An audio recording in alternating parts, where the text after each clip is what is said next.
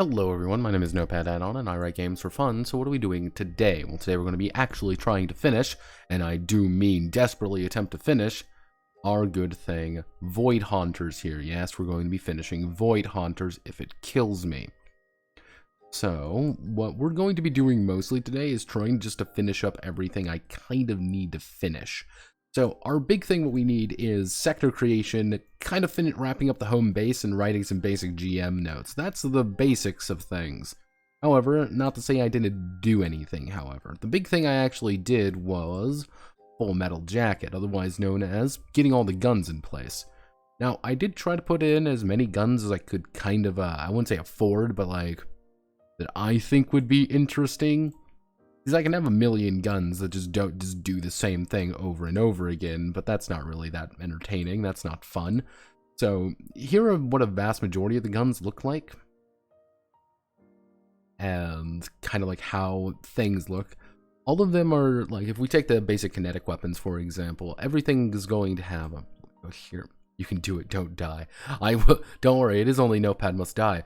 So, for like a basic kinetic weapons, for example, we have damage, maximum hits, range, reload, accuracy, hardpoint size, cost, and finally in basic notes. Damage is just how much damage an individual shot is going to do. So it might not seem like, oh wow, it's only 1 damage. Seems kind of dumb, but that plays into the maximum hits. That is the number of successes that you can generate for it, which is kind of played into the range and reload and in turn accuracy. If I'm dead center on you with an assault gun, I'm going to be rolling, let's say 5, 6, 7. I'm going to be rolling a handful of d8s. Let's roll that real fast. And oh, I scored a single fucking success because I can't roll for jack shit today.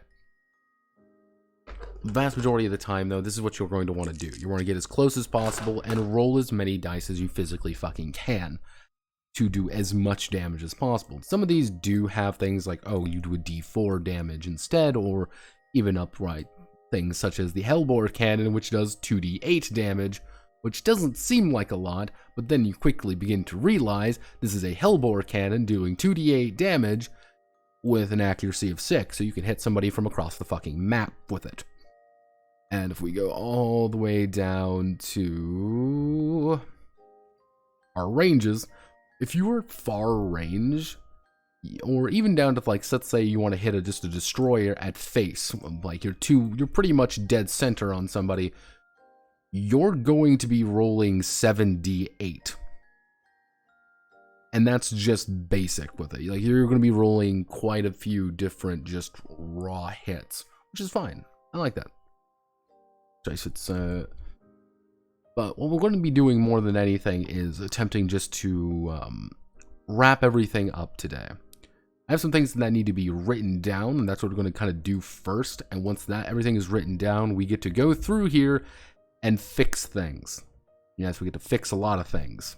And that's going to be its own challenge. So I'm ready for it. I don't know if you are. Also, thank you, CCXYCZ. And Songbeo,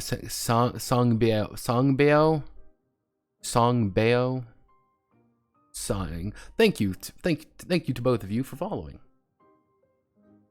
Yeah, welcome to me waxing philosophically. People are just talking about Cyberpunk in my chat now. It's great. I love it. So let's see. Our thing is, what we need to do is sector creation. This is going to be a quick and dirty sector creation system. And you want to know why it's going to be quick and dirty? Because people are really going to find what they want to do with this. And people are already going to have like settings in mind and things like that. That's fine. Like, I just want to be able to have something here to provide in case people don't want to do that. Actually, did I do anything else that like major do anything else? Added some pictures. Oh yeah, I added the note on AI controlled ships. Pretty simple stuff. They just give bonus actions. Let me see. Is there anything else that I really did to fix things up? Outside, putting on some artwork. Missiles are kind of operate their own way. Energy weapons are both really good and terrible at the same time, because they deal ECM damage to you. And if you have too high of ECM damage, you might just blow your engine before you do anything. So be careful when you're using those. Full metal jacket. I did end up, actually, that's what I did. I actually added a new part. I added the missile rack expansion right here because I realized I didn't have a Z formation on any of these. And yeah, that's pretty much it. Cool. Go team. So this is is this the ship combat game? Looks fairly crunchy from what I've seen so far. It can be a little bit crunchy, but like overall, I don't think it's too complicated. There's a lot of stuff with this. No, but yes, this is the ship-to-ship combat game. Overall, the vast majority of the time of what you're going to be doing, you want the God's honest truth of what the actual game is. It's D8, roll under your attribute. So for example, let's say I have a 5 in an attribute and I'm doing an average check. I'm going to take 4 of my D8. Let me just bash my microphone real fast. I'm going to take 4 of my D8s, going to roll, and I scored 2 successes because I rolled a 8, 7, 5, and 1. Because I'm a captain, I'm going to succeed if I roll at least 1 success. So good job, team. That's really it, a vast majority of the actual game. Most of this is just in service to that in some way, or just a lot of description of things. I would say the most complicated aspect of it really does boil down to the ship creation, because how it actually works. I also have determined 30,500 marks are more than enough. Yeah, the ship creation is where things start getting a little bit wonky, but it's pretty simple once you get into it, because it's just playing Tetris. You just play Tetris, really. As long as you can afford it, you slot it in there. That's really it. Simplicity and its complexity. I'd say the hardest part, like really getting people into it, is going to be this, is the combat section, because there's a lot of stuff going on, but that's really it. Someone's pinging me. Who's pinging me? My boy Kenshi. But yes, we're going to be working on sector creation today. So, Sectorinos create.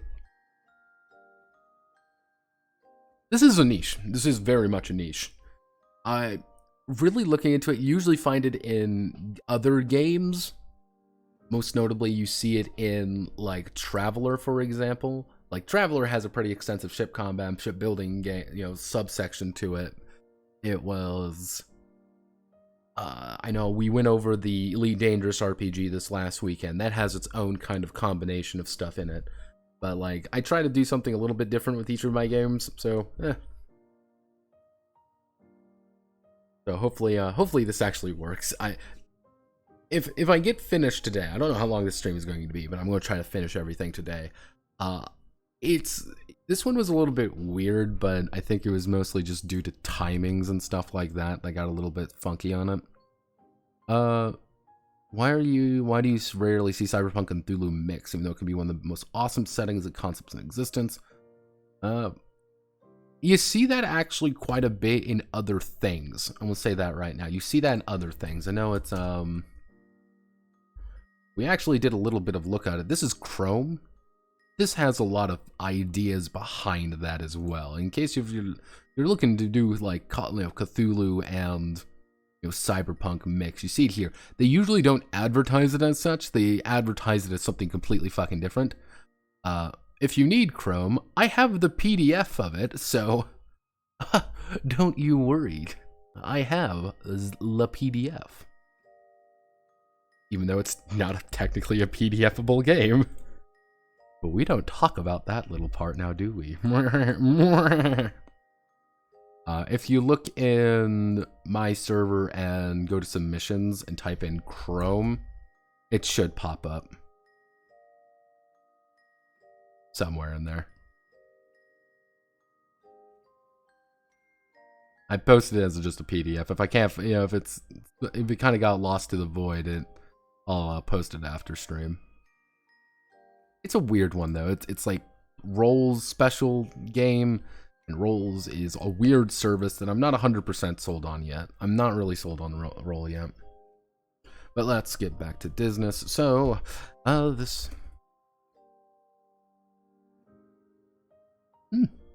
Interesting. The sector is where the void haunters call home. A vast stretch of space. Let's see. The sector is where the void haunters call home. A vast stretch of space that contains life. And remnants of the old Federation,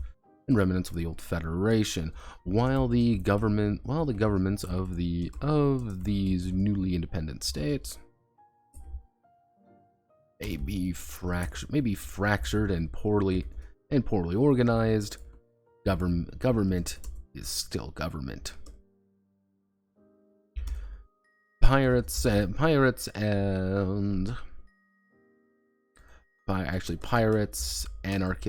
we should do anarchists, pirates, what would be agitators, anarchists, agitators and pirates, criminals, all find themselves in isolated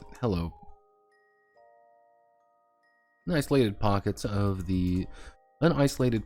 of isolate.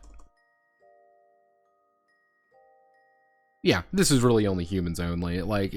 I'm keeping it relatively open in that regard. Like, if you kind of want to do something else with it, you can. But yeah, this is pretty much on human only.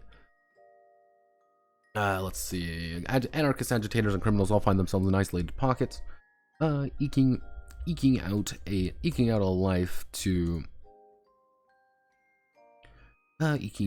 life among the stars.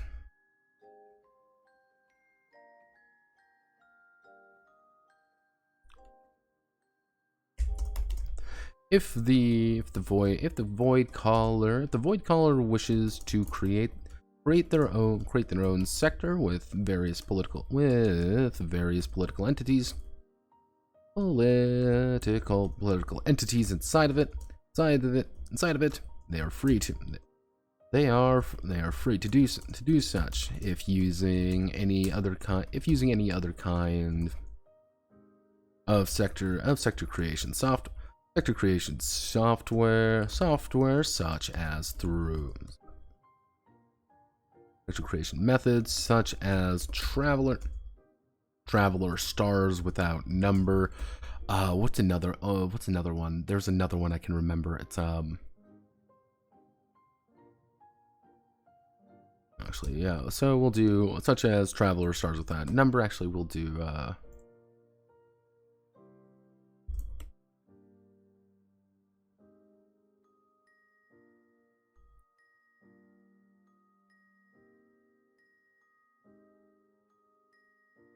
yeah, right there.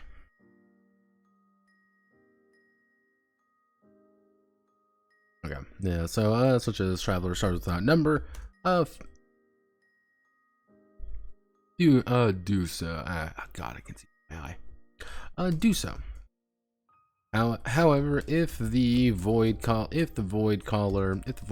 wishes to, the void caller wants a more randomized sector, with input from the captains. Use the following method.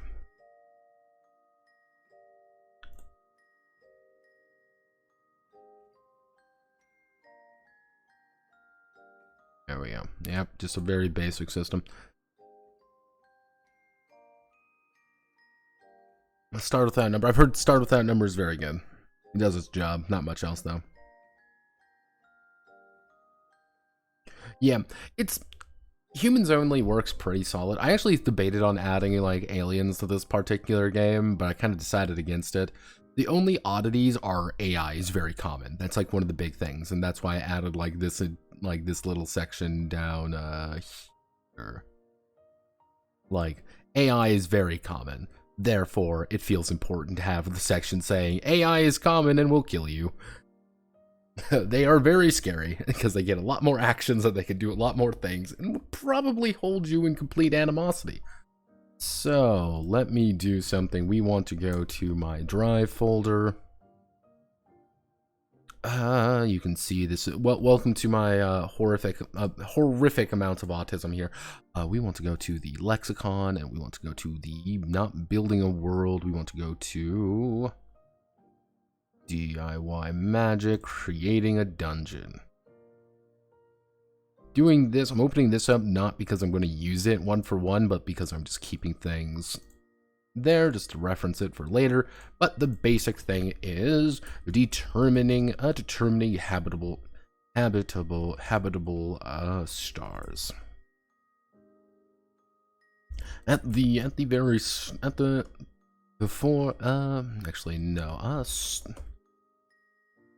No, we'll start with from space dust to dust.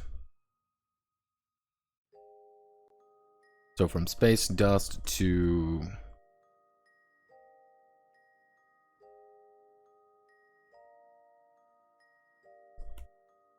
stars.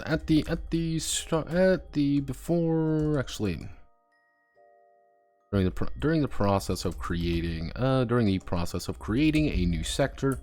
During the process of creating a new sector, have a blank piece of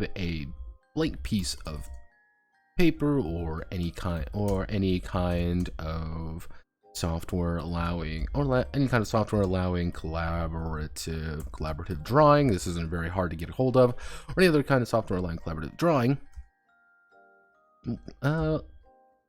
Blank piece of paper for any kind of software allowing collaborative drawing with each of the void hunters present. Having a measuring tool is also useful at this point.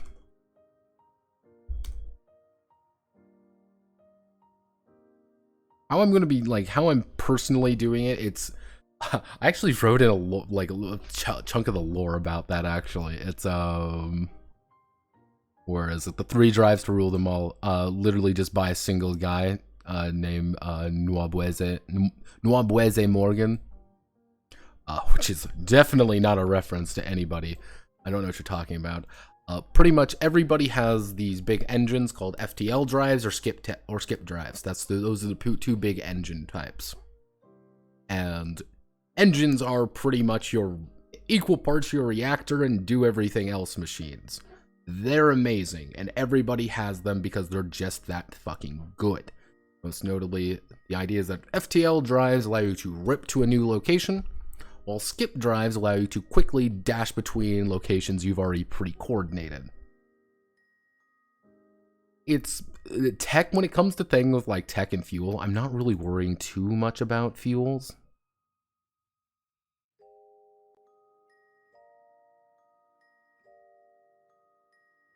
Yeah, I'm not using like, oh, make sure to manage your fuel economy or something.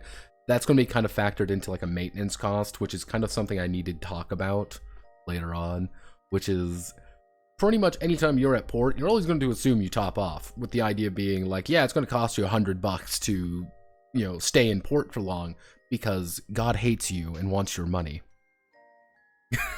Step 1, God hates you. But yes, the big thing is that all the pirates have skip tech, which they are pretty much allowed to jump between systems very easily. Everyone else really doesn't, because it's very illegal, and of course nobody wants barely traceable ships. So everyone very much fucks with people in that regard. You can just use the quiet year. Oh, the quiet year? Yeah, that works. I believe there's a space one for that one as well. Let's see. Determining having a measure tool is useful at this. Useful during this as well.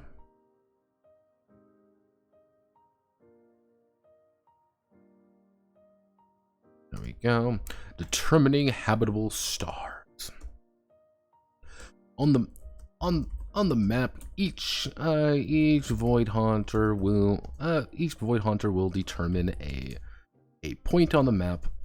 Determine a point on the blank map to determine blank map If we'll determine a point on the blank map to the circle, actually we'll determine, we'll draw a point on the map, the circle indicating a habitable star system. A habitable star system.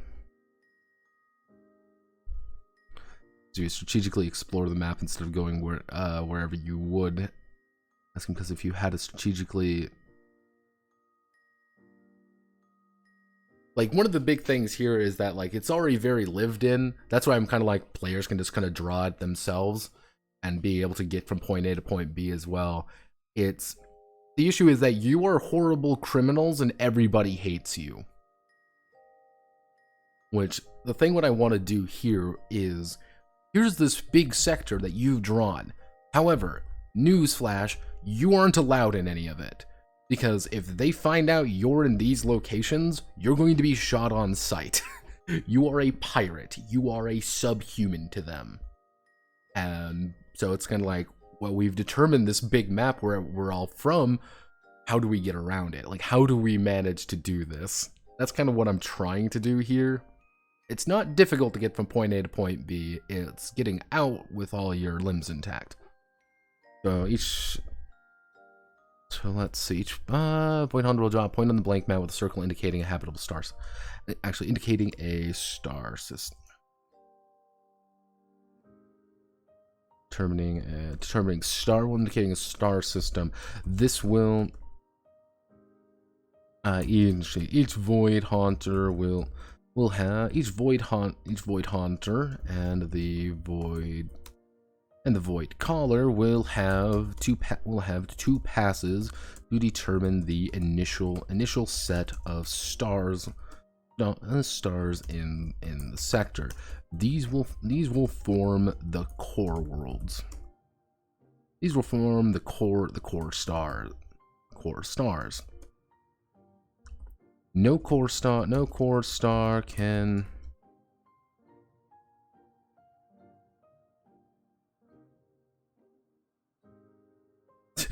It's starting to sound more and more like they made you pirates, therefore they hate you because you are still alive. Yeah, it's kind of how, like, I want to kind of like reinforce the lore. I don't want to like outright state it. That's kind of like, I want to deal with that more the home base section. It's pretty much the government fell not too long ago, relatively speaking, not too long ago, and everybody is kind of just recovering from everything. So it's like, well, you know, the golden age of piracy was already happened. You're in the dying days of piracy. You know, the golden times when everyone was happy, that was there when it was just anarchy. Now it's like, well, our way of life isn't really working because, hey, they aren't really fighting anymore. Where their, you know, borders have become a little bit more secure. People are like trying to really organize themselves a lot more. And now freighter ships aren't these independent little things. It's a group of like 6 freighters with 2 armed destroyer escorts. Like, shit, what do we do with this? You know, your way of life is quickly becoming not viable. So no core star can be within we'll say within 4 inches of another. No core star can be within 4 inches of another. 4 inches of another. Well, resulting in a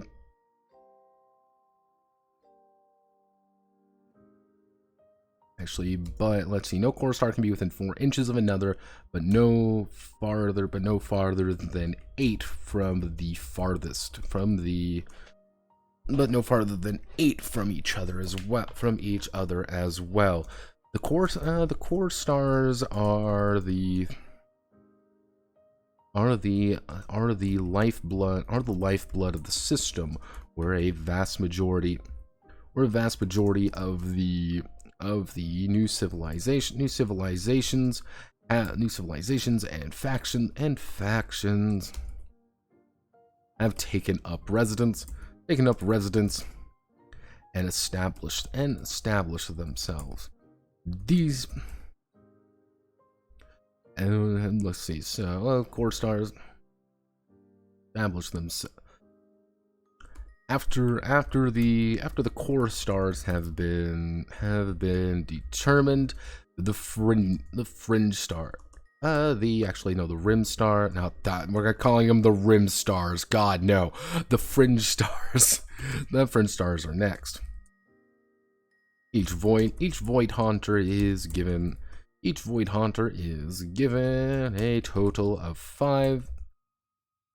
Is giving a total of 5 circles. Circles to draw at any. 5 circles to draw at any point. To draw any, let's see, each void haunter is given a total of 5 circles to draw at least 4 inches away from any of the core star. How do I want to do this? Like, do we... So... Now, people actually think I know what I'm doing half the time. The answer is I don't. I'm a fucking goober when it comes to this shit. I go things by the... Okay, let's... So, 4 inches is actually like a decent amount. So if we use that as a circle, we draw, so our next circle would be like right here.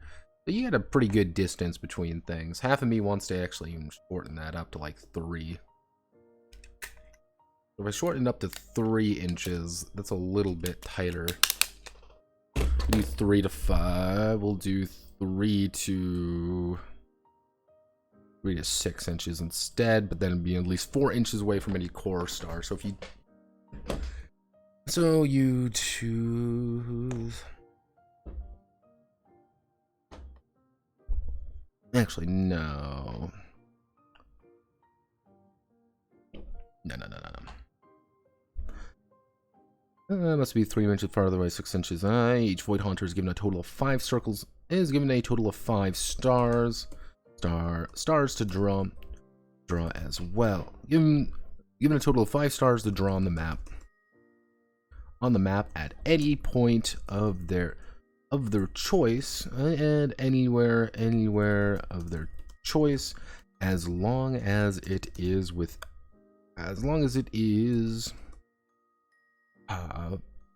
farther than let's say 4 inches from any core star, and 3 inches from any other fringe star.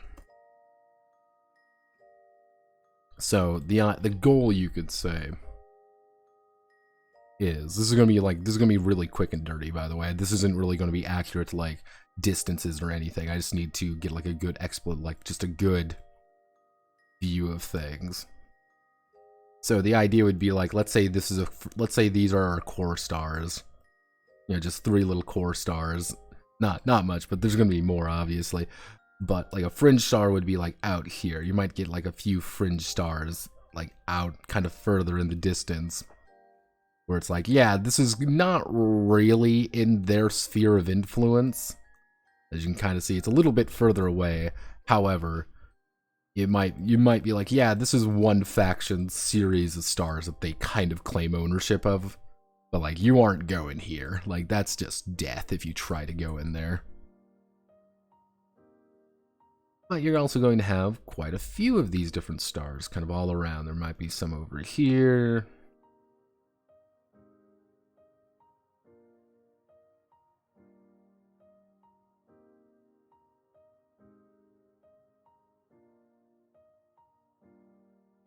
So you might have something that looks kind of vaguely like...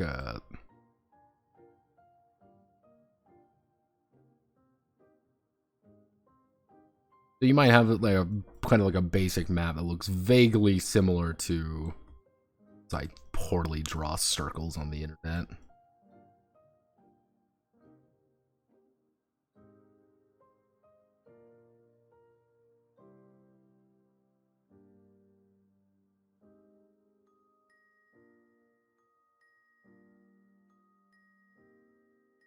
So you might have something that looks kind of vaguely like this. That one's a little bit off there. But it's just like, okay, now we've kind of established what the basic idea is. Like, okay, we know these guys are here. We know these guys are here. God help us all, what the fuck these two are doing. And this is still kind of in their territory. You can say the fringe stars are their territory and where do you need to live. This is where 95% of the people in the sector actually live. Let's see. Core star has been determined 30 inches from any other fringe star.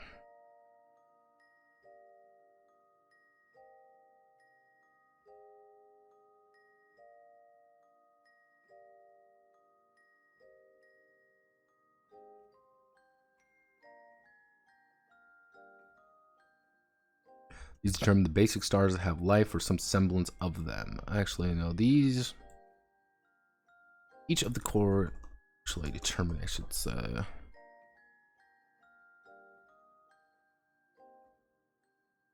Determining life. Each of the core stars will have a colony and will have life on them. These are the industrial heart. These are the industrial heart of the system.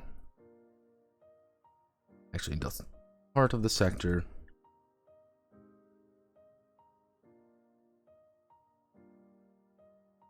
And will often be the main focus of the campaign.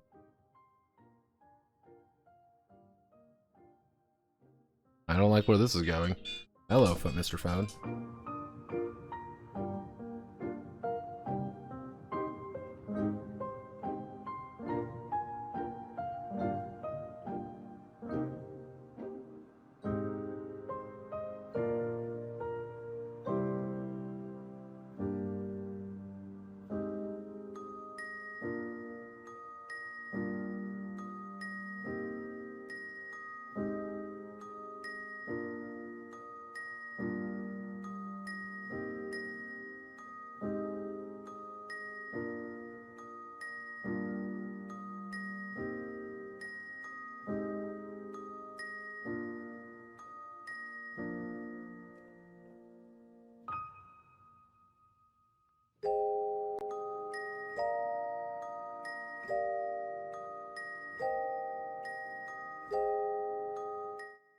Okay.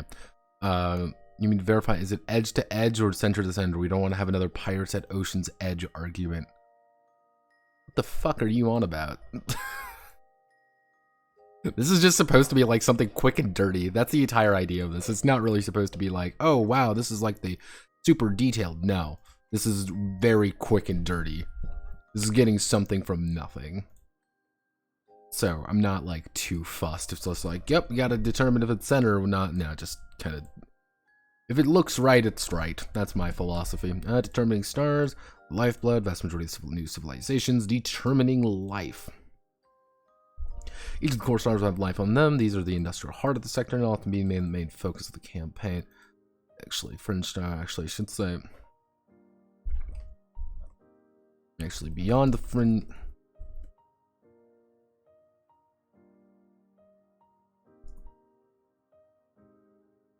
Of separate small stars that hold life or are barren husks of planets. If the void haunters ever travel there, discover a map, or even just accidentally skip drive to one, mark it on the map as a square. So each of the core stars will have life on these. Industrial heart of the sector will often be the main focus of the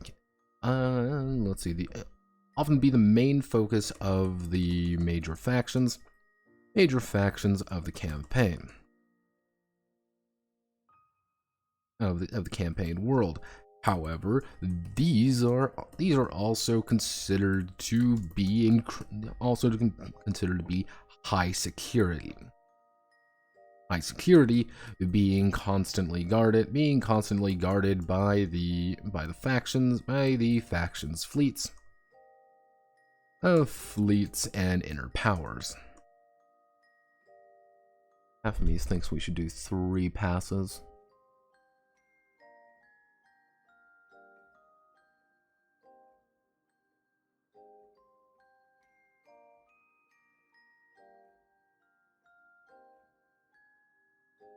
No, we do 3 passes. So, because if we do 3 passes, that means a group of 4, 3 players, 1 GM will have 12 core stars, and they'll have like fucking 40. Yeah, they would have about 40 fucking fringe stars. That's quite a bit of territory. That's fine. That's great. I like that. So a group of 3 though would have 12, would have 9. Actually, no, group of 5, 4 players, 1 there would have about 15 core stars. Yeah, so you actually have a lot of space here. That's good. I like that. I like having a lot of space.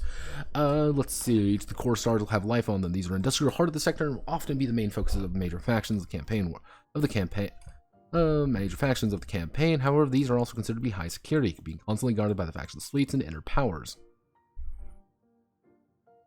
Traveling there is dangerous. Dangerous at best, and outright suicide at worst. An outright suicide without the proper transponder codes.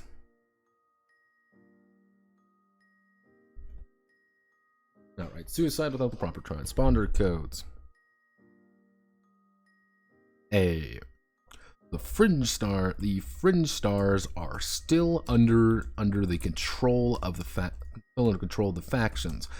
Some may have life on them even. Each of the void haunters will determine a fringe star. Actually, we'll do Winchester next. You void will give a total of 5 stars to draw on the map. Anyways, their choice marked with a square, as long as it is far of the core star 3 inches from any other fringe star, which are still on follow control of the factions. There is a triangle. Some may even have life on them. Each of the void hunters determine a fringe star of their choice. Each of the factions will determine a fringe star of their choice to have a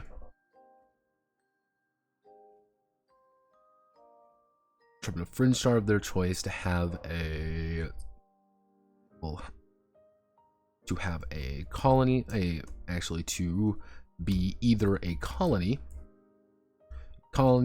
or not. I wouldn't say it empty. Either be a colony. It would be what would you call it?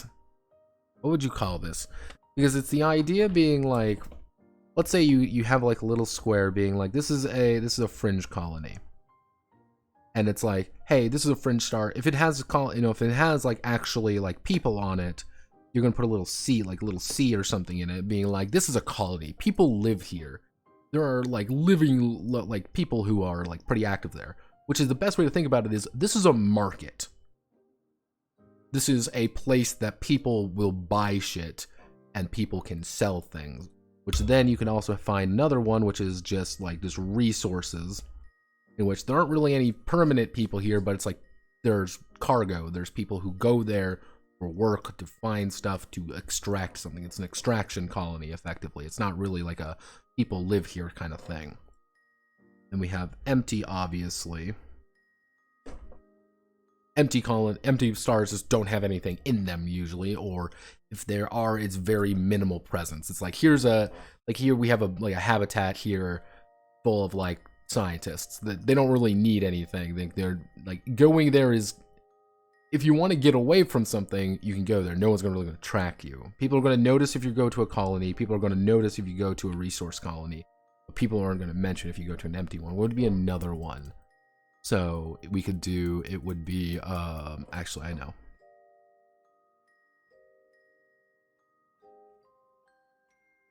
We can do an independent star. Okay, so what that determines is either a colony, a resources, resources independent, or an extra or empty. Well, void hunters determine French star of their choice, and actually no. Each of the void hunter, let's see, each of the void hunters will select, will determine a colony. We'll determine a colony, resource, I can fucking spell, resource extraction, telephone. How do I want to, fuck. Actually, resource extraction or independent star for each of the void hunters will determine a colony, a resource extraction, or independent star for a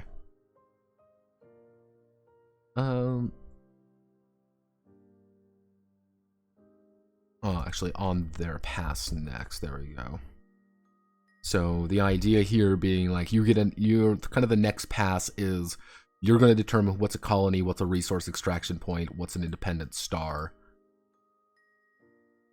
So if we do fringe colonies belong to a faction,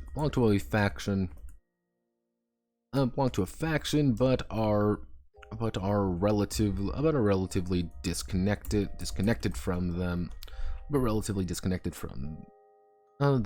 due to distance. Will need often prime target for raiders, or smugglers looking for a quick buck or a quick few marks. Resource extraction. These stars are primarily designated for resource extraction. These stars are primarily designated for resource extraction.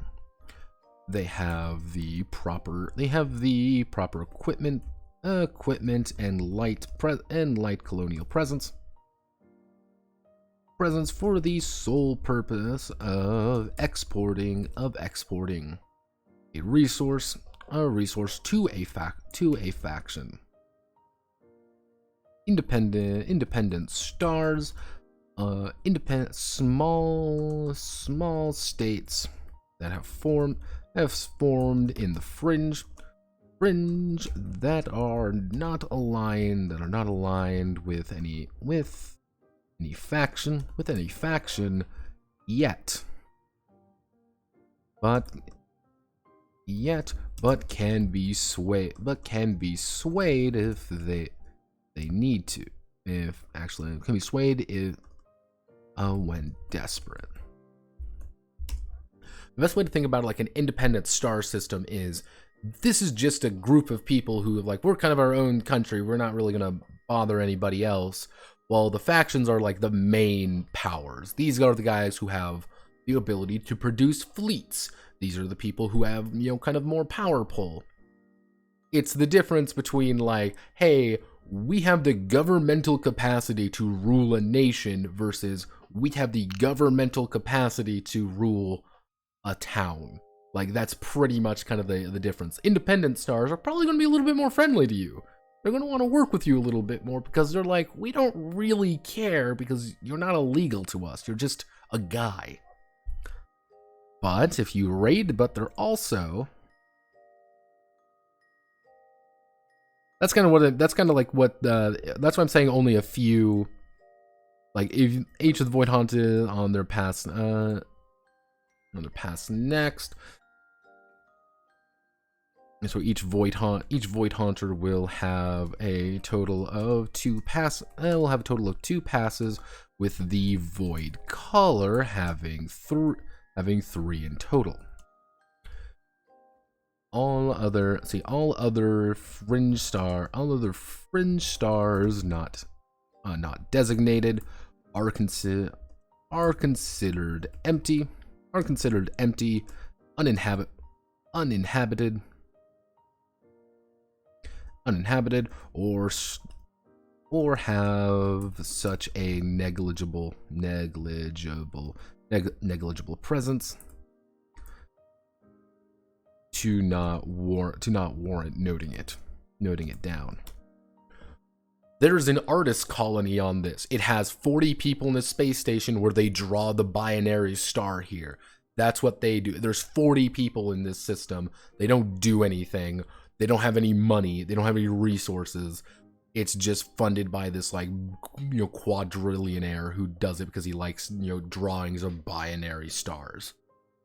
That's kind of like an empty system kind of thing. Like, there's nothing here, but there might be something, or it's just a star. Like, here's just a star in the middle of nowhere. Have fun.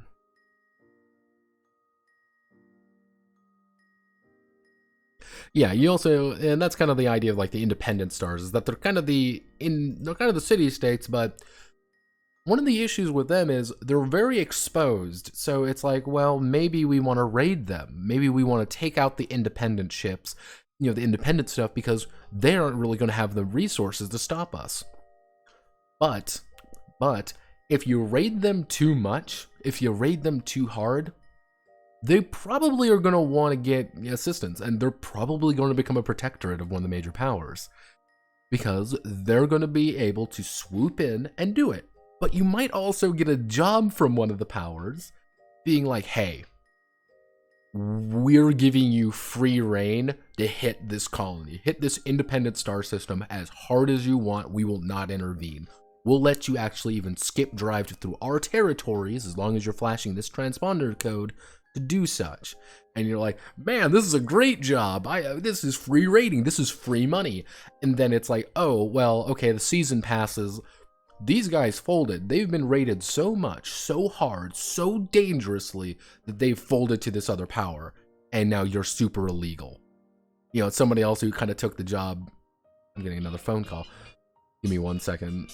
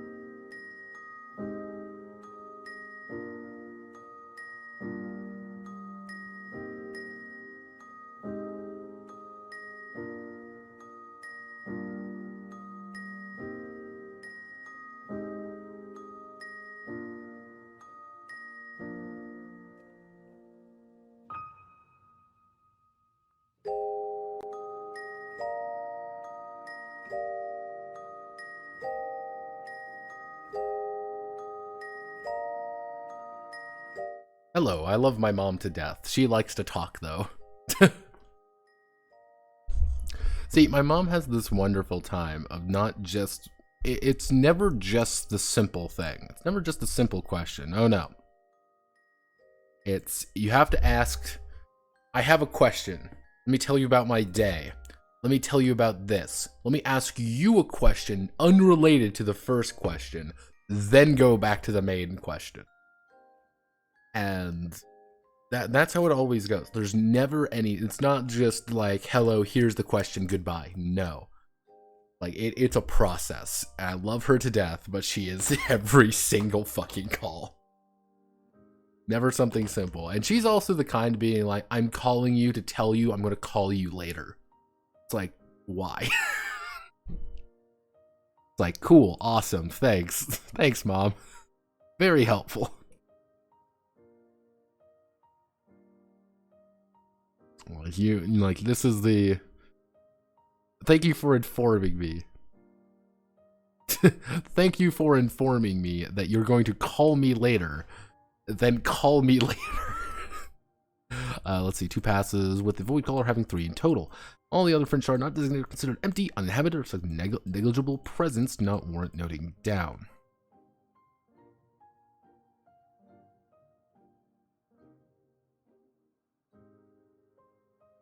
Where is home? So where is home?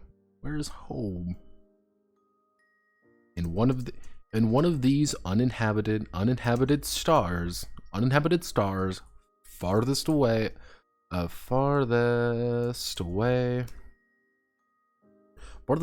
from a colonized star. Let's see, in one of these uninhabited stars, farthest away from a colonized one, is the Void Haunter's home. This is the location. This is the location of a tyrant's main base of operations. Base of operations in the void. There may be multiple candidates. There may be multiple candidates for this title. Maybe multiple candidates for this title, and each one each one has a good chance of containing another tyrant's base of another tyrant's home port. Home isn't the largest, considered at best to be a large city, numbering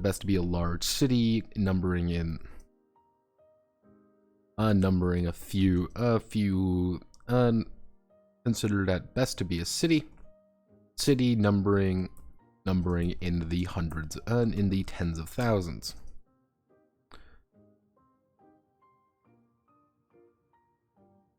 Some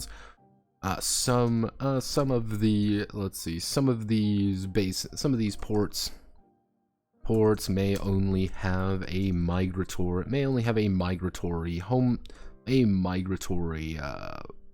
population fluctuating between a few hundred to thousands during peak season. Whatever it is, the Void Haunters have decided to call this home for now, as there isn't a home elsewhere. So, kind of using our little example out here, one of these, like, let's say for example, this fringe star doesn't have anything in it. This is completely uninhabited. This is where home base would be. And now you kind of have to determine, like, okay, since we've determined where home base is, it's okay, we know, like, we're by these guys, or we're by, like, here's an independent colony, here is a just a strict colony, and here's a bunch of resource stuff, or here's a bunch of other independent stuff. We've determined, like, there's a lot of stuff over here, but this doesn't make things easier for you. It might seem that way, but it's like, no, of course not. It's not going to be easier, because since this is home base, you're very close to whoever these guys are, and of course they're going to want something from you. Or, God help you all, if you're in, like, something like this, where you're kind of between two factions. So you're kind of where you call home is different. And especially if there are kind of multiple locations where different pirate factions may kind of erupt or simply be, which is bad. And you don't want to be really a part of that.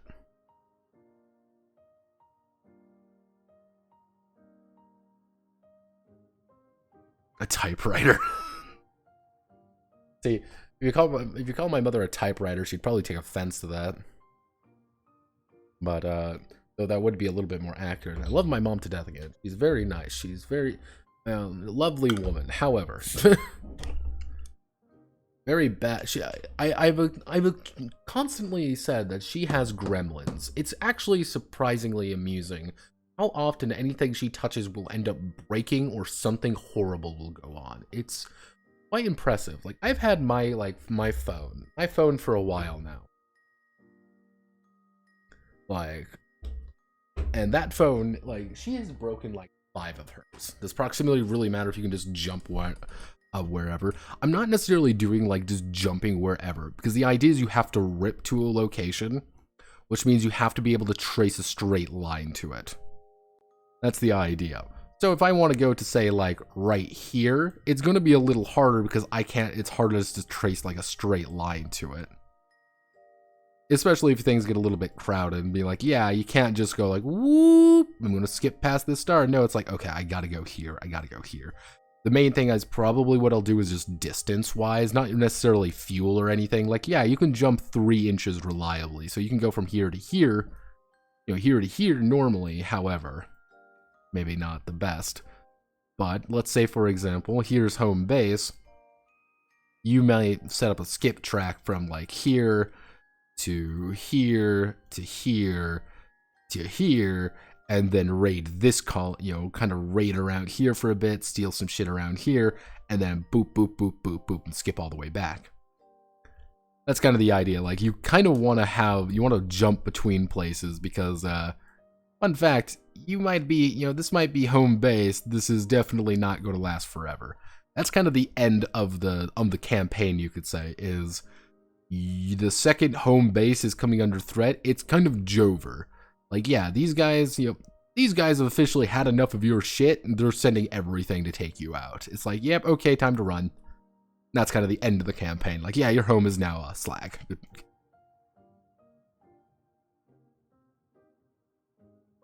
Yeah, sorry everybody, your home is now gone. Because there isn't a home anywhere else. I should say, because there isn't anywhere.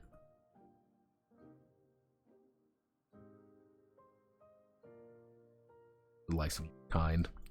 Where is home? So, sector creation. Should, since you reminded me of that, I should put that in. Jumping from star to star. Star to star. Due to FTL, FTL, and skip tech, and skip drive technology,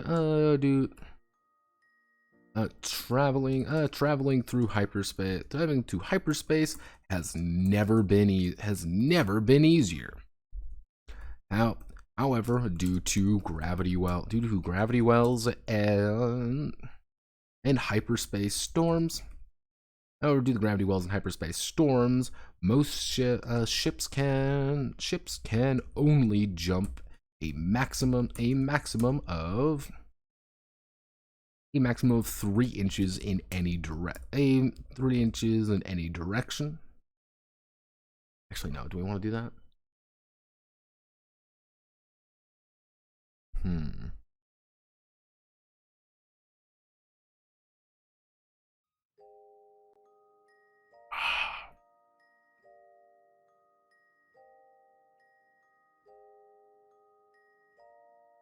I need to draw this one of these out. So it can only jump a maximum of 5 inches in any direction reliably.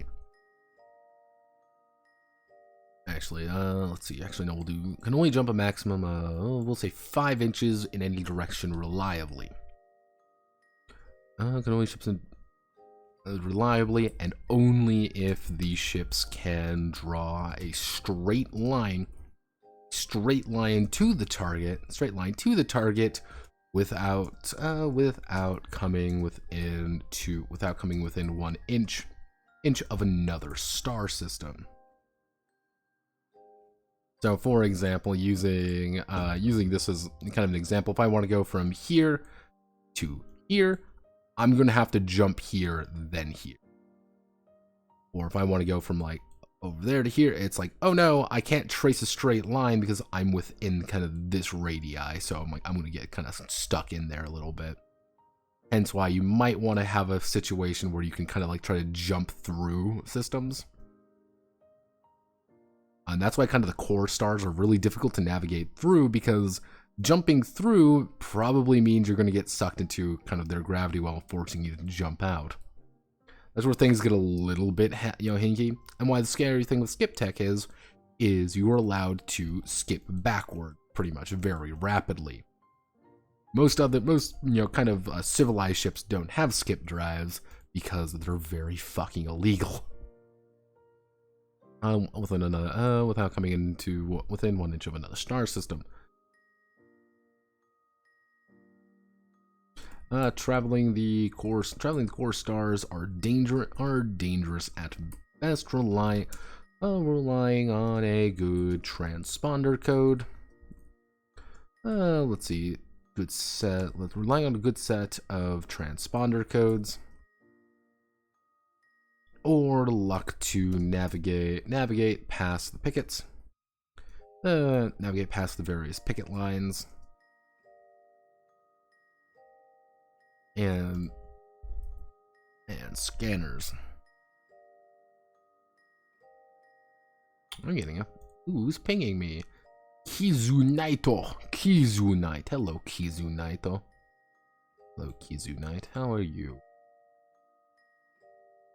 What about missed jumps? I should factor that in.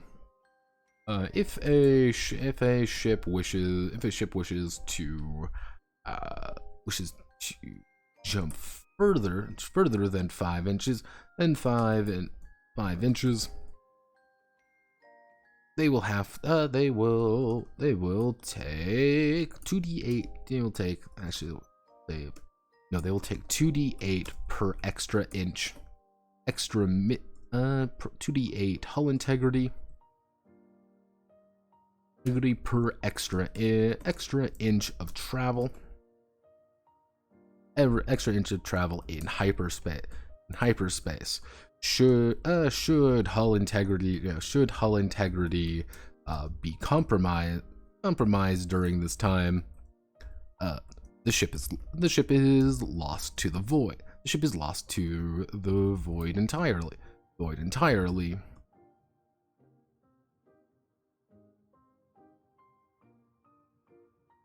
If the ship makes a panic skip out of combat, choose the void caller. The void caller will choose a random star. Within 5 inches, and immediately jump the ship to it. Their engines will be offline for about an hour. Engines will be offline, but they will be hopefully safe.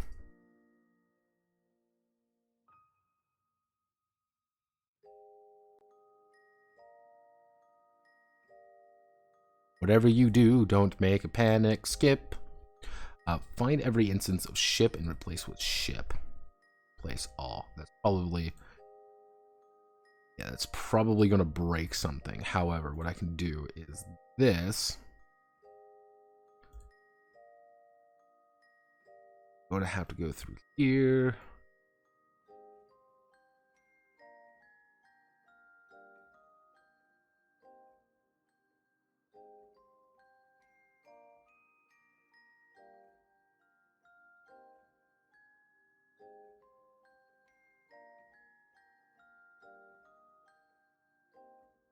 towing line.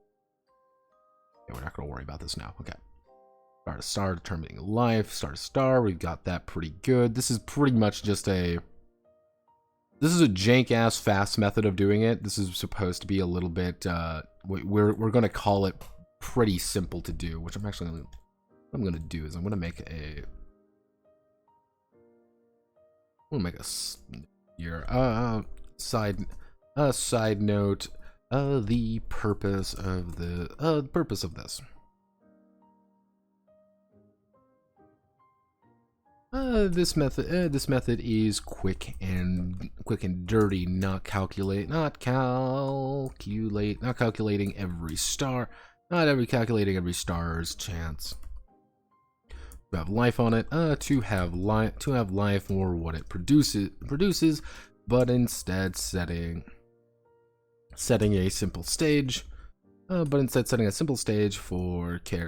the captains and their dramatic, if short, lives. If the as the void caller, feel free to improvise, add, or edit any features of this sector creation system. To your heart's content.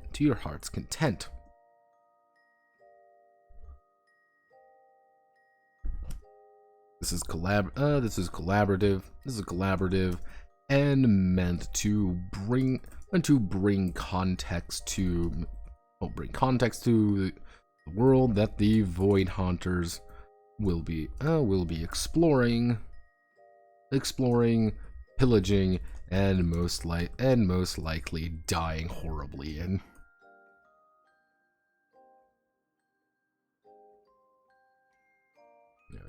Just very, very simple. Like, yeah, this is not really supposed to be like the most in-depth section in the world, but it's not really supposed to be that way. I don't want it to be really in-depth.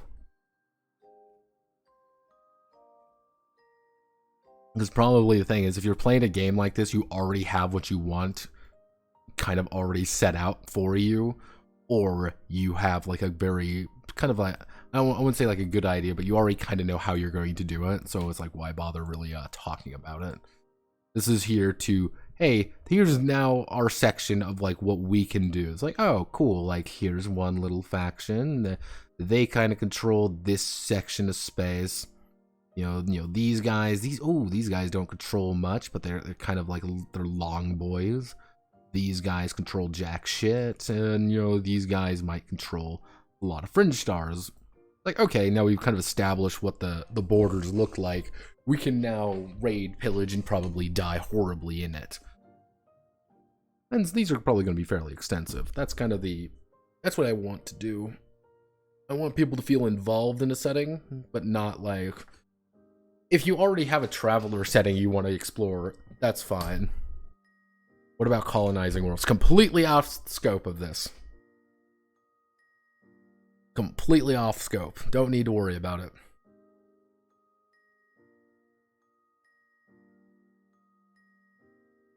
You are parasites. You are parasites, and you will die. As the exact full thing I have at the beginning here, during the setup is you are a parasite among the stars, a cretin with no honor or destiny, a ravenous beast which consumes all that is good. You are to be condemned to the void where no gods hold sway. That's who you are. Okay, so home base. Now this is where things get a little bit more awkward.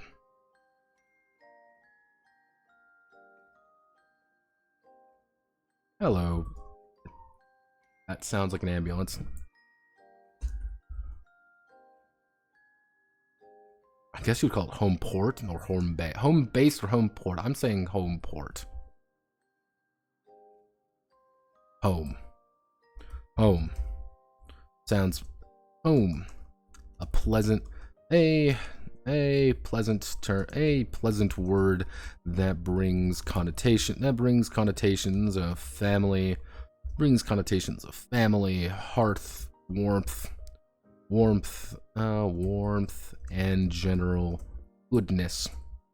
Home to a void haunter is most likely a palace of greed, desperation, and blood, and the tinge of bloody steel.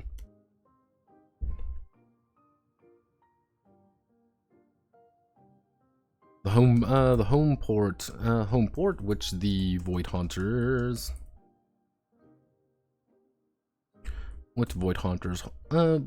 reside the home port which the home reside is their home by all accounts. Let's see, reside is their home by all accounts. This is where they live. This is where they live and store any ill-gotten gains, selling them on a black market, to smugglers and other fences for profits.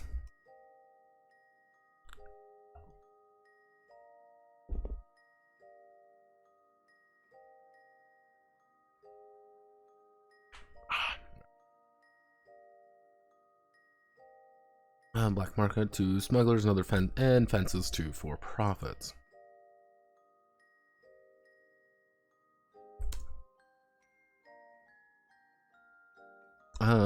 This place is ruled with an iron fist by a tyrant, an individual who is not only the strongest but the most influential individual on the station.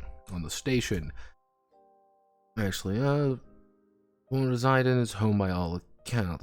The home port station, which the void hunters reside in, is their home by all accounts. This is where they live, store their ill-gotten gains, selling them on the black market. This blue is ruled by an iron fist by a tyrant. Individual who is not the strongest, but also the most influential individual on the station. This power to exercise an influence over these desperate people, as a ruler, as both a ruler, savior, and monster.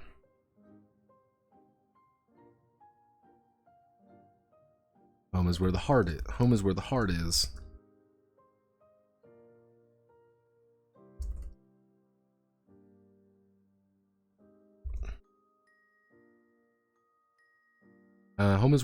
is, and unfortunately for most,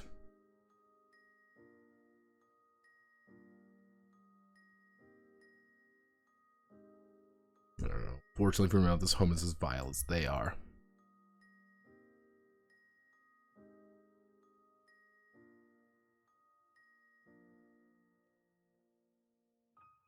Tinge of bloody steel, home port. How do we want to word this? So, how do we want to do this? Okay, so we're going to do with the... We're going to write out exactly what we need to do. Okay, good. Write out exactly what we're looking to do. So, first things first, we need to worry about the... we're going to talk about the... Actually, we'll do peoples of import. Actually, no, we'll do no. It's peoples of importance. Peoples of important. Actually, no.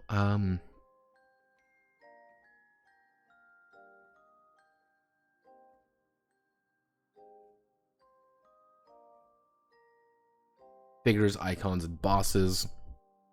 That's going to be kind of more on the idea of like who's inhabiting the home port, who lives there, and whose you should really be focusing on. It's kind of those little details. Actually, what we can do is the absolute basics. The absolute basics, figures, icons, and bosses, kind of the idea of like who's really kind of, who should you really be talking to and who do they represent? Because it's not the idea of like, oh, let's represent every single person. It's everyone's kind of tied to various people that you should kind of be like, this is who represents these people. you might find a guy who is like, yeah, this is, fucking, Lance Killmonger or whatever. He is the epitome of every single kind of buccaneer bastard on this station. He controls the shit, he is the one who fixes everything. He is the scariest motherfucker here, and anybody, you need something done. Yeah, Lance Killmonger was the best man at my wedding. Yeah, probably because he forced to be your best man. Yeah, he's just this guy that you gotta know. He's the person who we know. But it's like, okay, we know the tyrant, and the tyrant's the one who controls the station, who controls everything. So it's kind of like buttering up to certain people are going to increase your opinions of them. And that's kind of important, being like, yeah, we're friends with Lance Killmonger. Lance Killmonger is the kind of guy who's gonna back us up in case something goes wrong, or can get us what we need, maybe. And see, that's the important part. So we have that. Then we're going to do the open market. Free market economy, which is then going to lead into jobs of... which we're going to do jobs and scores, which is the idea of being clandestine operations, as well as open hits.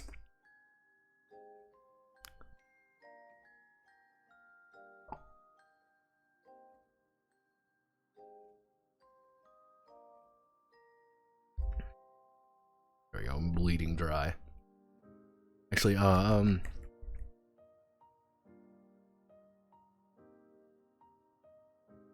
we go. Blood from stones, maintenance.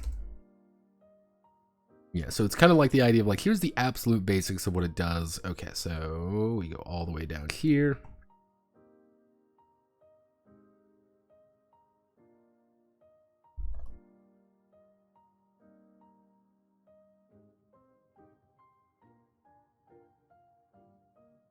What home is like.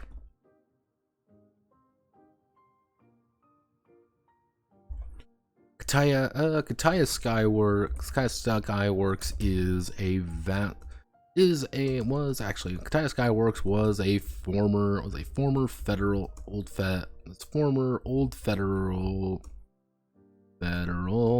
shipyard old federal capital shipyard. Shipyard, if I can fucking spell shipyard. Vast in its size, and now a shadow of its former glory, taken over during a mass during the refugee crisis. The Skyworks, the Kataya, the once proud Kataya foundries. Well, once Skyworks factories have quickly been repurposed into shanty towns, basic apartments, and open sky markets and open air markets hawking goods from all corners of the sector. The current boss is a massive man known as, what's a good pirate name? Random pirate name.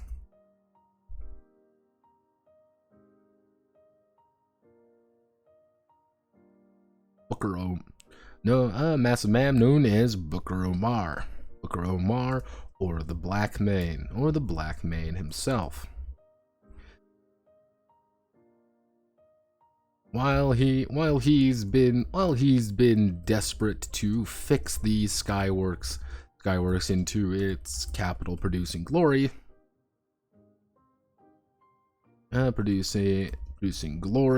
he hasn't neglected the people he quote cares about. He hasn't neglected the people he cares about by working by working everyone to death.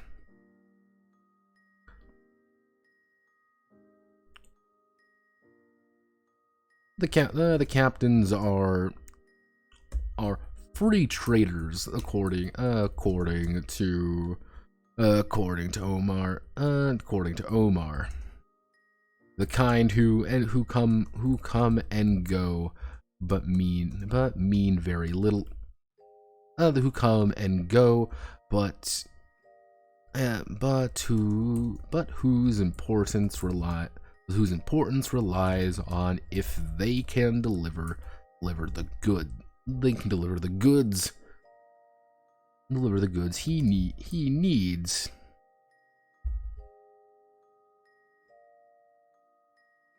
Let's do Numenera Station. Numenera Station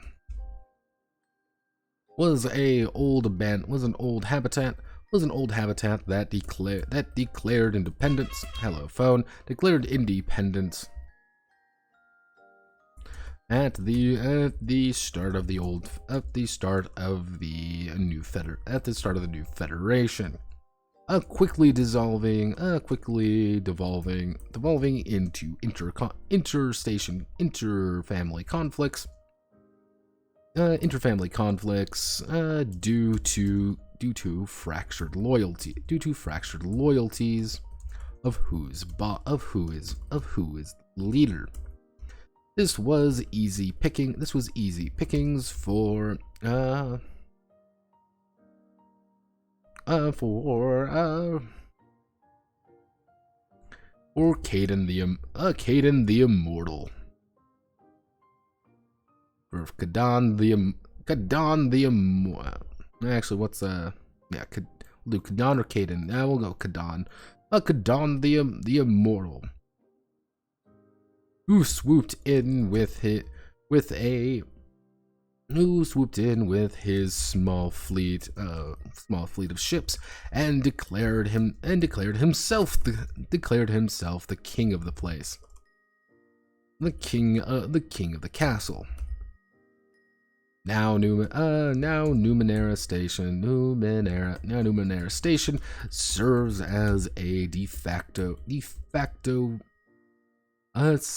den of scum and villainy. Serves as a de facto den of scum and villainy, with an upper class of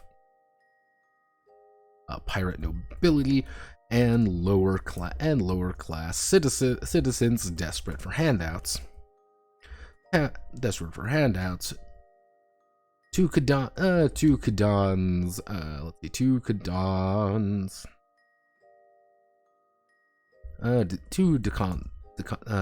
descendant, Buford.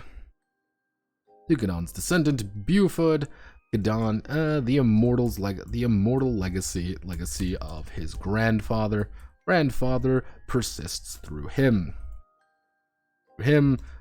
Even if he's incompetent. And treats most new-blooded void hunters as little more than personal servants. We need one more good one. Is this a reference to Numenera RPG on purpose? It sounded cool. Don't think about it. What's another good one? Pretty much what I'm going to try to do here is, like, this is kind of like what these places are like. They are ramshackle. They're barely functional. They are not, something's very wrong with them, and there's always this person on top, and kind of like where the standard person lies. You're free traders to Omar. You're someone who comes in and delivers the goods. It doesn't matter anything else. You're not really purposeful. You're a secondary thing. Or hey, you're on the bottom of the fucking, the heap pretty much, because, these guys think themselves as royalty. These guys literally think they are kings in their own little land. But he's also an idiot, and he's running the place into the ground. So it's kind of like, okay, What would be another good one? Oh,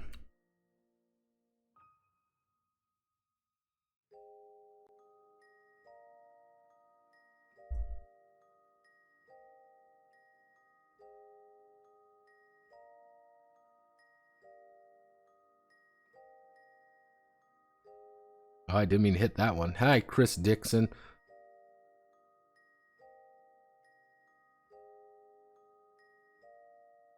Erebus Arc Glory Base, Eos Titan Colony, Helios. Okay, no, I can do Ara Helios. Ara Helios is what was. Space officers are semi-competently incompetent.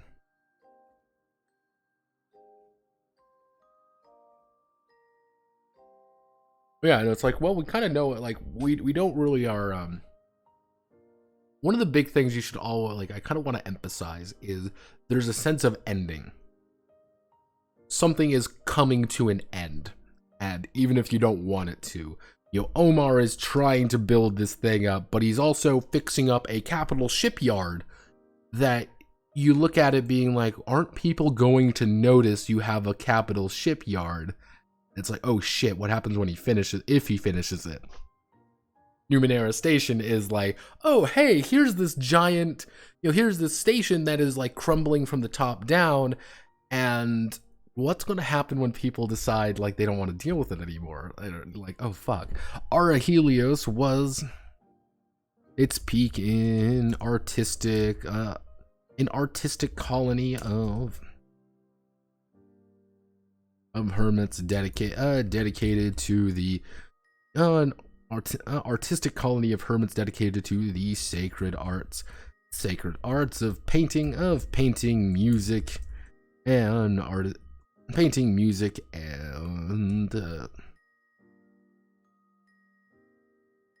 well, let's see, painting, music. I'm trying to think of like another good art piece that would, another very artistic one.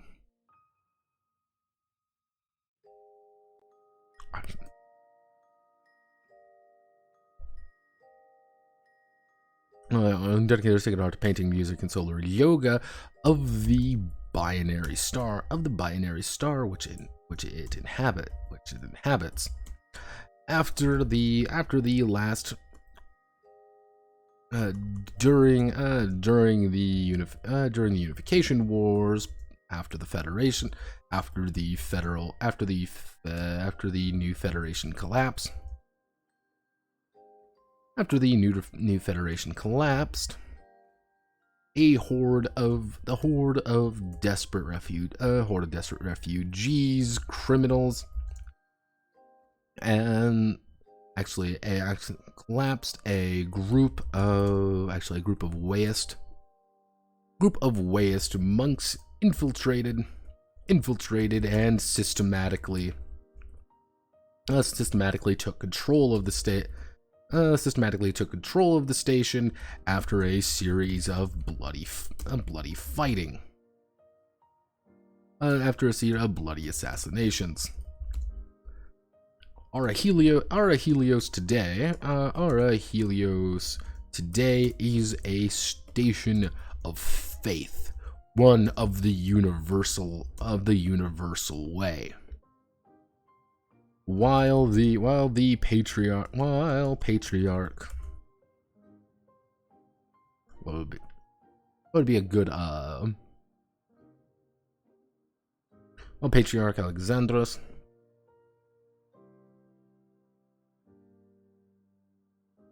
That's another phone call.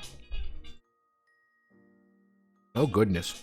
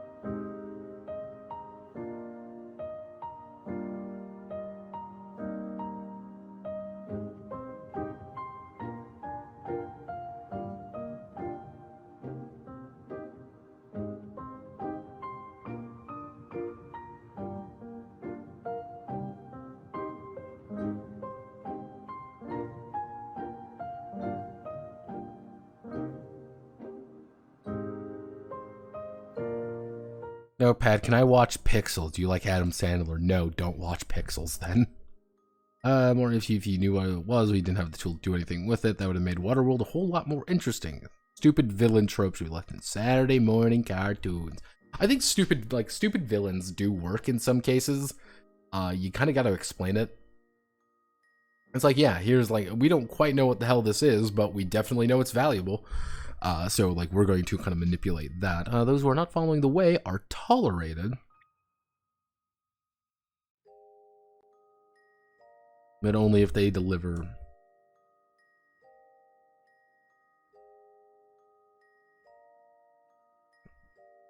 There we go.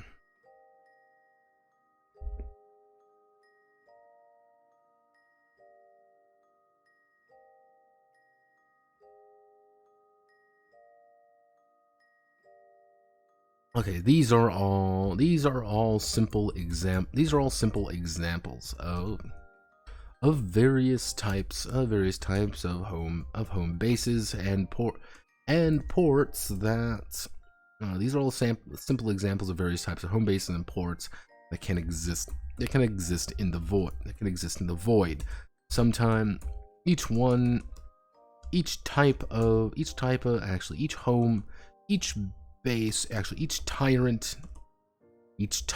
and base will be different. Each tyrant and base will be different, but all demand loyalty, and the void hunters must comply with the culture they have established.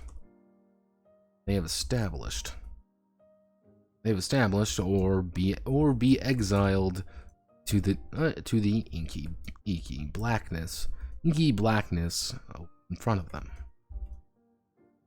So it's kind of like along the idea of like, here's a bunch of ideas, like this is kind of like how these things work, but it's like, yeah, these aren't going well. I hit the wrong button. Don't hit the wrong button, kids.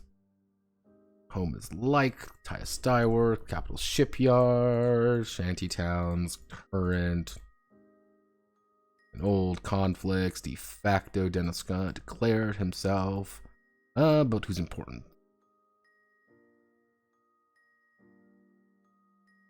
Kind of just like establish what home is like. We establish what that is like. That means we immediately go on to who pinged me yet again. It's you. Hello, Remy. Remy Down Under Gaming. Funny Australian man. Likes to shout into his microphone a lot. Figures. We'll do figures, icons, and bosses. Figures, icons, and bosses. In every home base, there are a handful of important characters which define the culture. And how do we want it? Persona, dramatis persona, and dramatis persona of the state of the port. Well, all of these individuals have some kind of authority. All these individuals have some kind of authority or a vested interest in the colony, vested interest in the port. Not all of them need to be friendly or work with one another. Each have their own ambitions. Each have their own ambitions and goals in mind. To make sure that they or their faction have the most sway in the port, in the base. as the Void Hunters continue their adventures, they will build rapport. They'll build rapport with these individuals who may drag them into their own plots and circumstances, or may even attempt to oppose them. Should they incur their wrath. In example, Kataya Skyworks. So, we do a basic example of, we'll use Kataya, because Kataya Skyworks had been pretty much here since the beginning. That was like the example one I actually used. So, in example, Kataya Skyworks.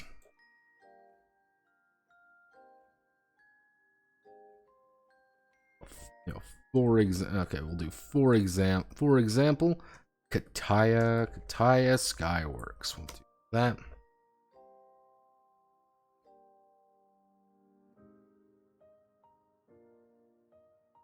We'll do Tyrant. What's his fucking name again? Booker Omar. Tyrant Booker Omar. Actually, let's get his full title. Let's see, Mesno or the Black Maid himself. Tyrant Booker Blackmane Omar, the leader of the shipyards, leader of the former shipyard, and undisputed leader of the port. While his authority is absolute, his obsession with bringing Skyworks back online has led to many open calls for resources, tech, and even competent VIPs to assist him. We'll do a boss.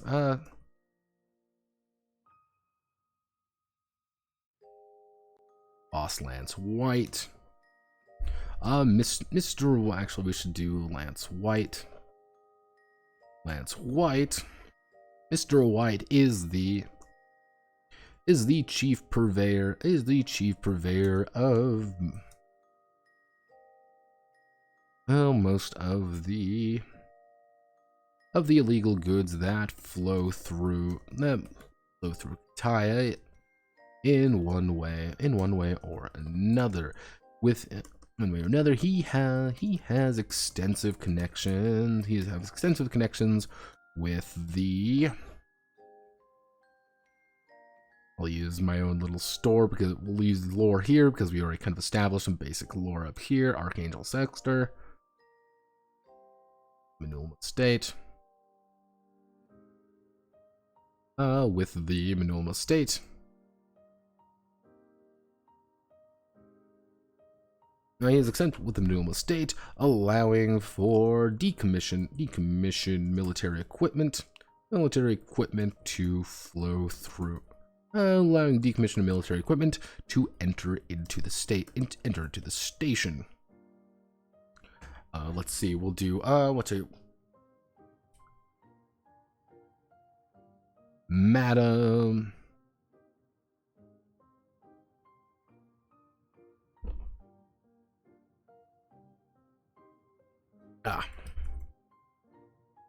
Madam Hummingbird.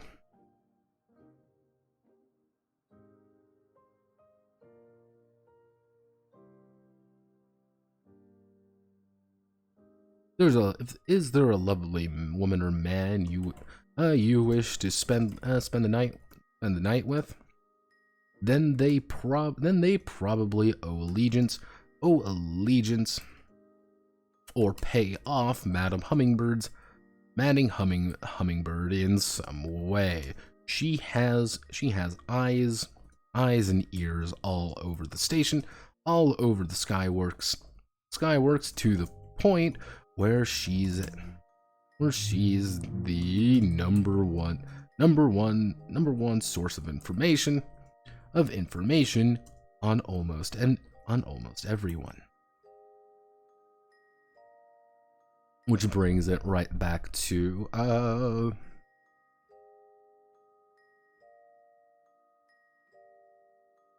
it's a good name. I need a good name. I'm terrible when it comes to like really specific names of people. Yeah,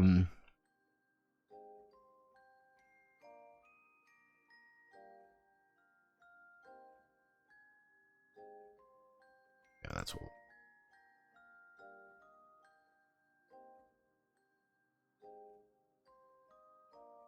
Esther Outerbridge. Actually, Esther Eyes Outerbridge. Miss Eyes is a noted confidant of Booker of Omar. Is noted confidant of Omar, as well as being one of the few transponder techs on the station. In the Skyworks. As long as you pay, Eyes will be able to provide the correct transponder codes to fool any system. However, she is notoriously picky. She's notoriously picky about her clientele. So it's kind of like the idea of being like, as Kataya, these are important people in one way or another. It's like, okay, obviously, Tyrant, Booker is going to be a person that's really going to define how everything works. He's this man obsessed with building up this gigantic station again, to the point where he can start producing his own super capitals. Well, Mr. White is the kind of person you go to if you need something. Everything kind of bleeds back to this man, so maybe doing a few jobs for the guy who can get you guns cheap is going to be best. But if you need to learn something, maybe dealing with Hummingbird might be the best, but she's also probably going to sell your information. But hey, if you want to do something a little bit on the DL, you want to do more smuggler stuff, talking with Eyes is going to be the one way that you need to go.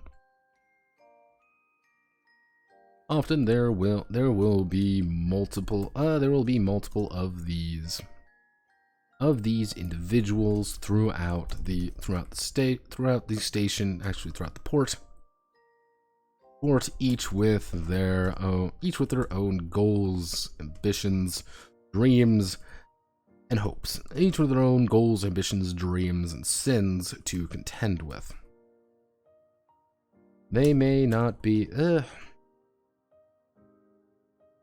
each have their own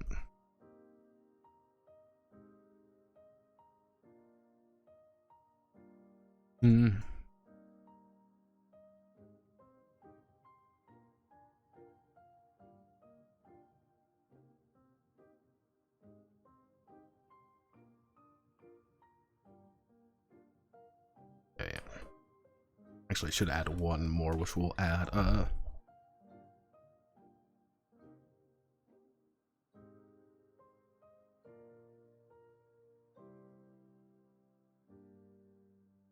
Crethius Argonaut. Yeah,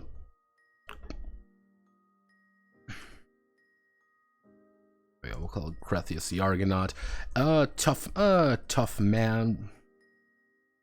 Tough man with a with a mean look. Crethius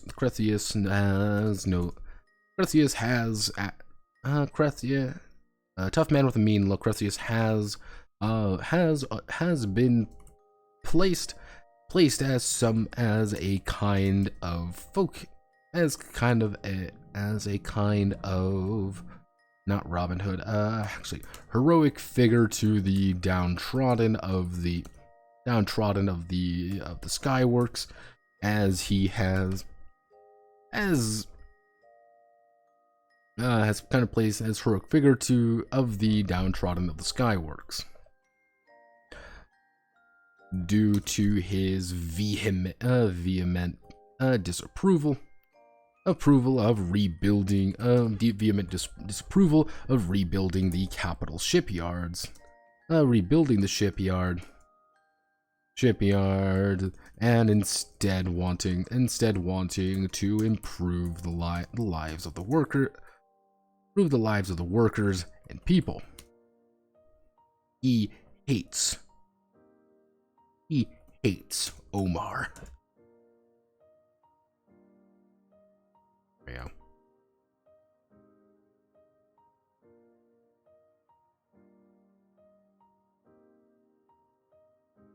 Madam Hummingbird only hires the hottest informants.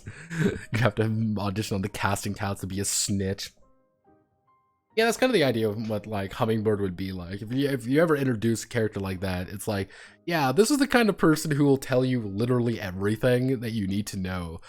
But it's the process of getting to her, which is the problem. You're like, well, you gotta talk to this person. You gotta talk to this person. But this person will only let you do it if you deliver some shit that he needs. But hey, I need you to kill I need you to kill this person, so please do this, and I'll let you talk to Hummingbird, who Hummingbird knows White does all these things, who knows Omar, who can get you in contact with everybody else. Or you can just buddy up with Cresius and just ruin everything for everybody, because he's a dick. Okay, so this brings me to our next section, which is the free market economy. Everybody get ready. It's the free market economy.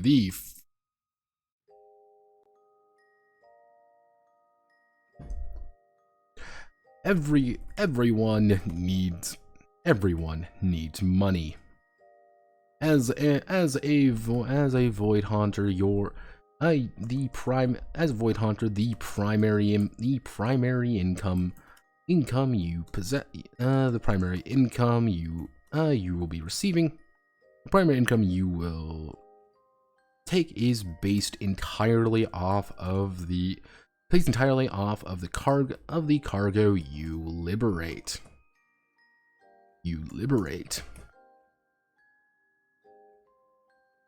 And cargo you liberate from those nasty traders, those nasty unarmed, undefended traders.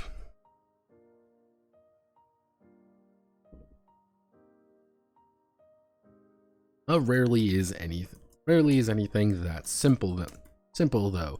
These are hot goods. Pieces of equipment. These are hot goods. Stolen supplies are difficult to flog off on others. Simply flog off on others. And if people know that they are compromised. People know if they are compromised, they may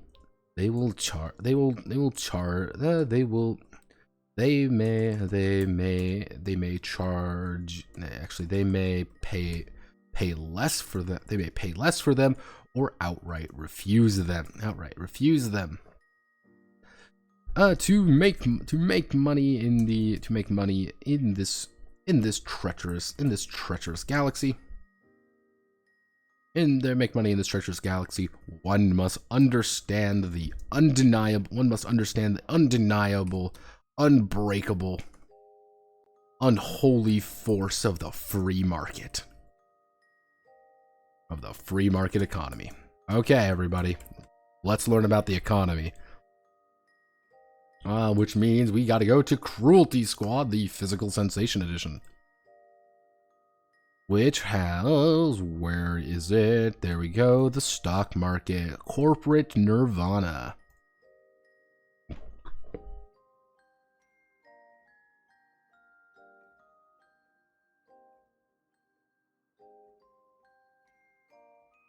Where is the...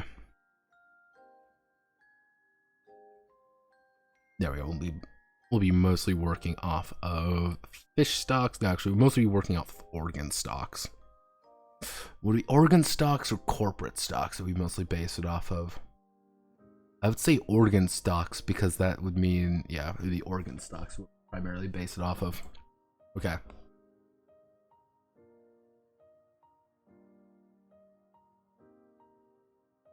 So we need to do, so this is heading 2. What we need to do is go down here and we need to do freight goods. So we need to do freight goods. First things first, freight goods. Freight is the freight goods.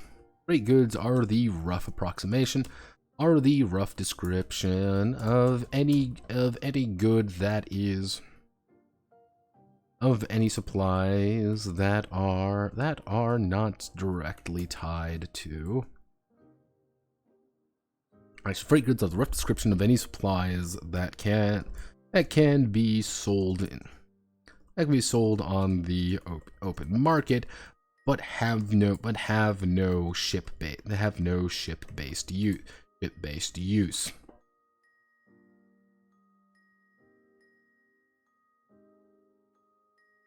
Insert footnote. Food is good, but you have rations for that.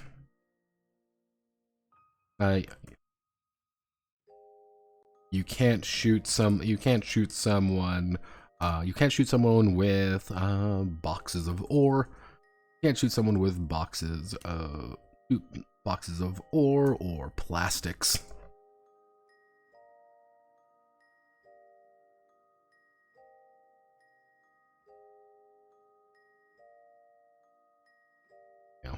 It's kind of like everything that isn't useful necessarily is just food. Like, it's not really that valuable. Do you ever heard or read I Will Save the Galaxy for Food or I Will Destroy the Galaxy for Cash from Ben Croshaw? I've heard about it. He talks about it a lot in his videos, or did at least. I've heard about them. Never read them personally, though. Apparently, they're very good. Apparently, they're very, very good.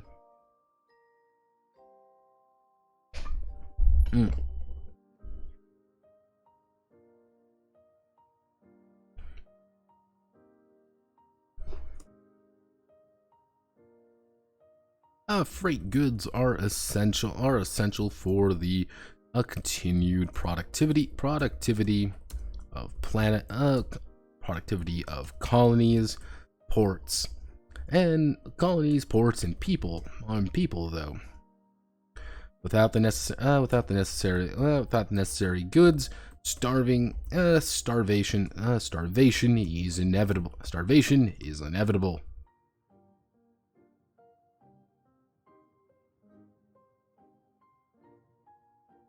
Actually, without the necessary goods, desperation, anarchy, and fights are inevitable. Now, interestingly enough, if I go to sheet 2, we go here, we're going to have to make a new sheet for this. I do, however, have something for this. Welcome to the EDRPG's fairly extensive freight. Yeah, here's the fairly extensive freight commodity list. And if I hit that, no, I want to. But what I can do, I go here, I open you up, I go to Star Sector Cargo.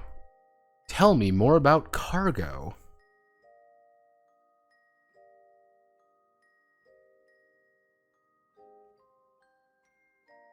Colony and Tesseract. No, don't care.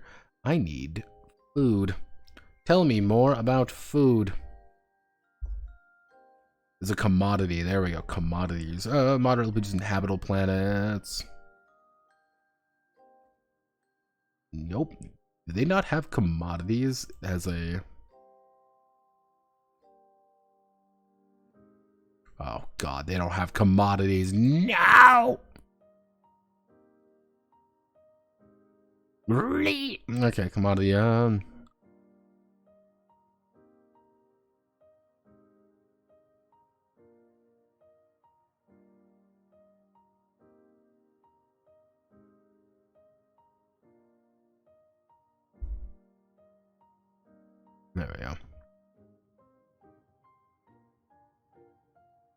let's see. I want to find, just give me every single type of commodity.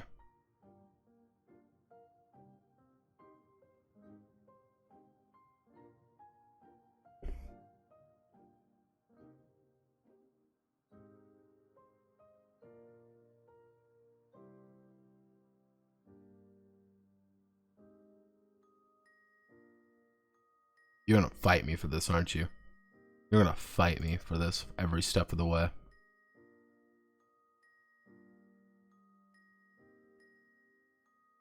I'm not gonna be able to find all the commodities I want.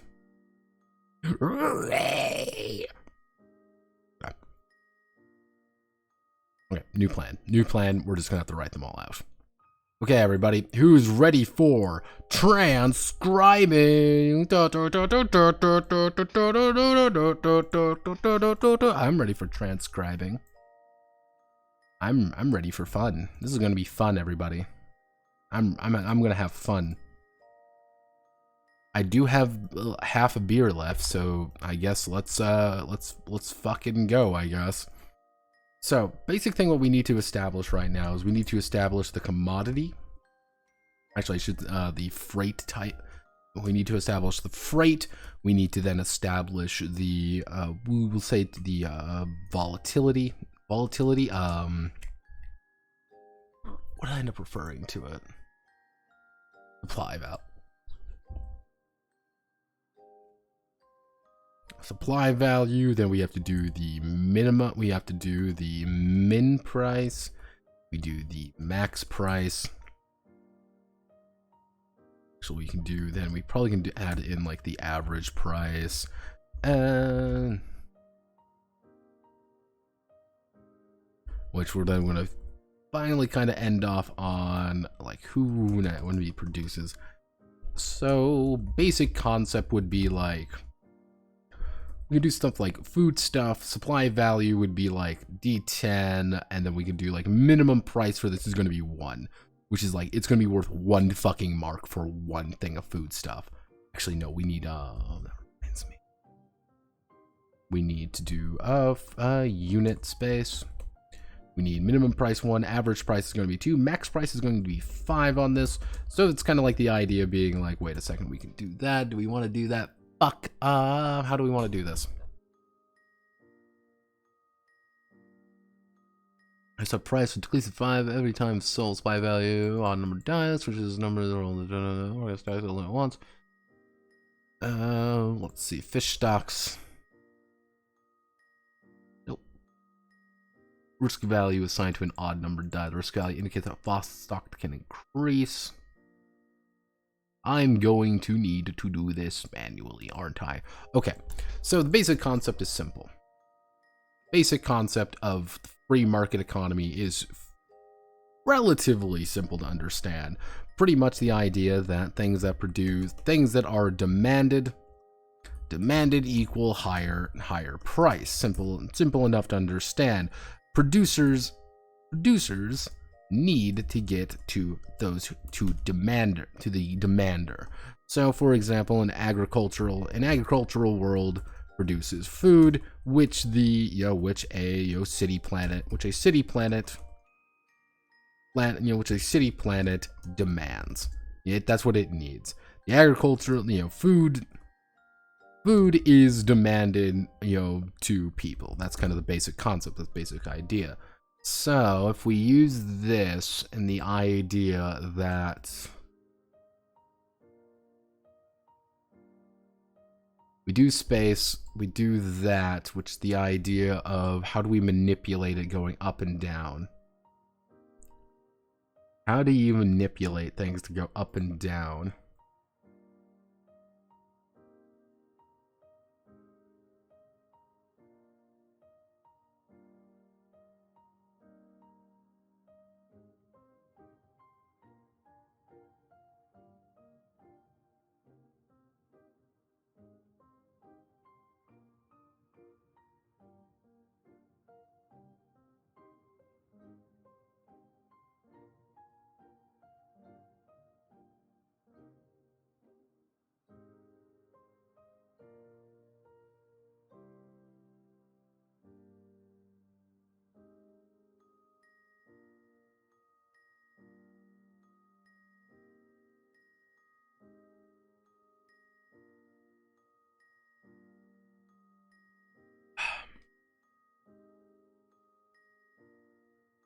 speculative trading, finding a supplier, determining goods available, determine purchase price.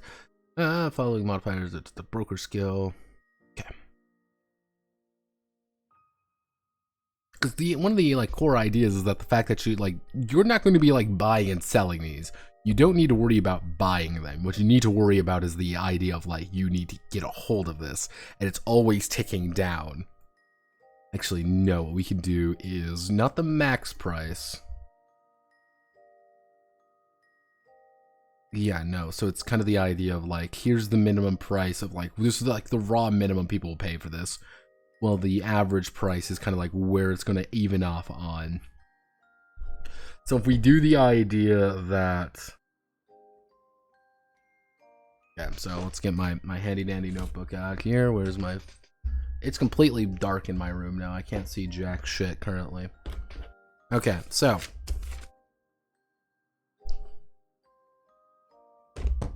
Two beers in and a dream. Let's do this. So, basic concept. Okay, so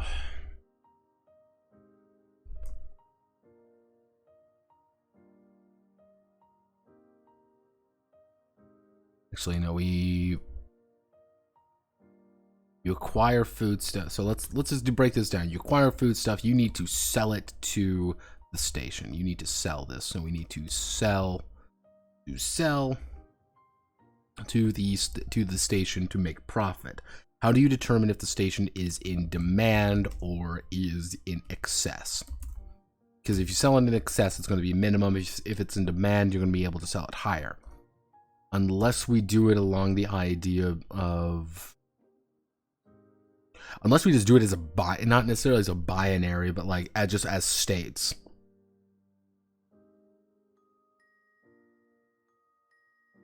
That could work. We just do it as like a state of being. So we can do like the basic state of being is supplied. Actually, if we do like the basic kind of concepts of it. So if you are supplied in something, actually no, you are not in excess. You know, let's say not surplus. That's the word I'm looking for. If you're in surplus, you're not really going to be selling this at all. Like, so we do like surplus price. Like if there is like some things people are just going to buy because it's it's even if you have a shit ton of it, people are still going to have to buy it. It's not really going to be worth much though. That's the bare minimum. That's the like bare minimum people are going to play. Then we're going to do in supply. This is we're going to do shortages. Then we're going to move directly into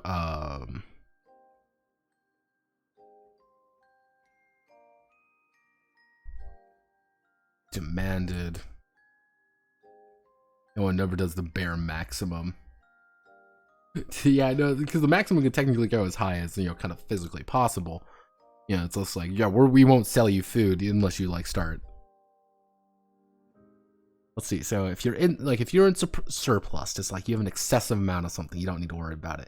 If you're in supply, that means you're pretty averaged out. Like you don't need a lot of it. You don't need nothing of it. Like you're not really going to make anything from this.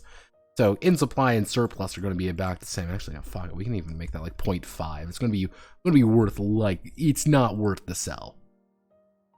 If you're undergoing a shortage, however, that's like, okay, it's not bad yet. We're not like critical yet. That means like you're going to be able to sell for a little bit more, not much more. However, if you for demanded, that would be what would be if it's deficient, not antonym. What am I looking at? Antonym of surplus. I'm having a fucking surplus shortage.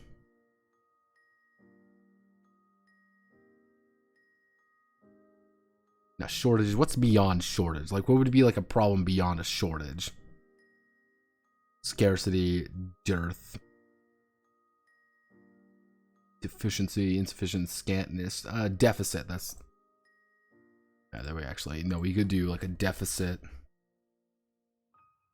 Then we do something like desperate. So if you're in a deficit, people are going to pay. If you're desperate, it's going to be 4. You can get a lot more money out of something if people are desperate for it. We need this. If we don't get it, we're not going to have it. So the idea is that this is going to fall potentially at a... So if we do the... actually, we do the consumption rate. We do the consumption rate. That's going to be, let's say... How do I want to do it?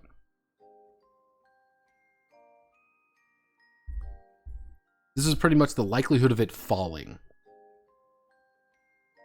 What is the likelihood of something being, kind of falling back down? If you aren't supplied by something, you're going to do this. Let's just, unless we just say no, and we set this as kind of like, I wouldn't say necessarily randomized, but technically there's 5.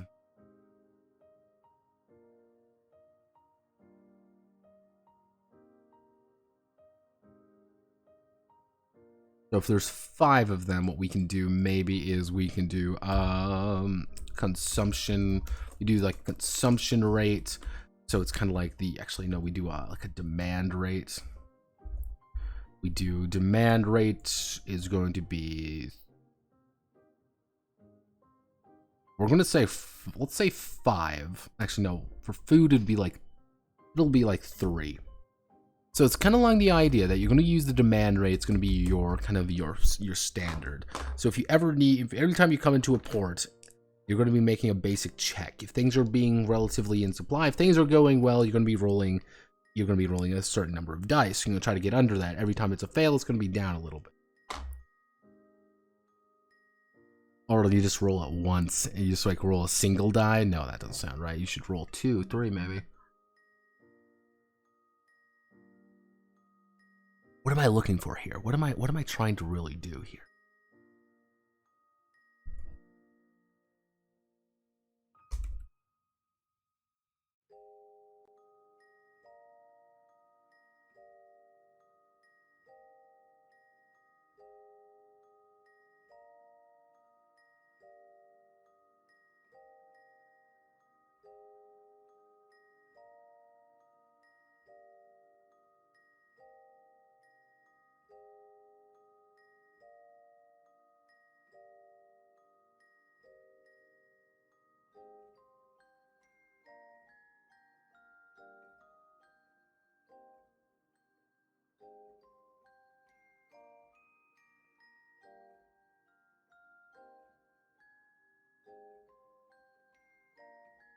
This is Twilight Imperium. Trade goods, universal currency play, commodities, so...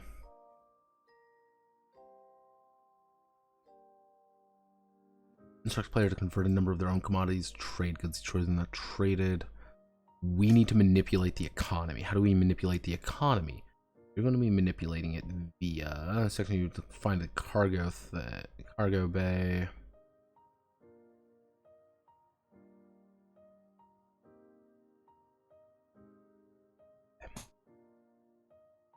So how do we hit low versus high? That's the issue. How do we hit low versus high? Actually, Wing Commander. Well, fuck it. Let's just do Wing Commander commodity.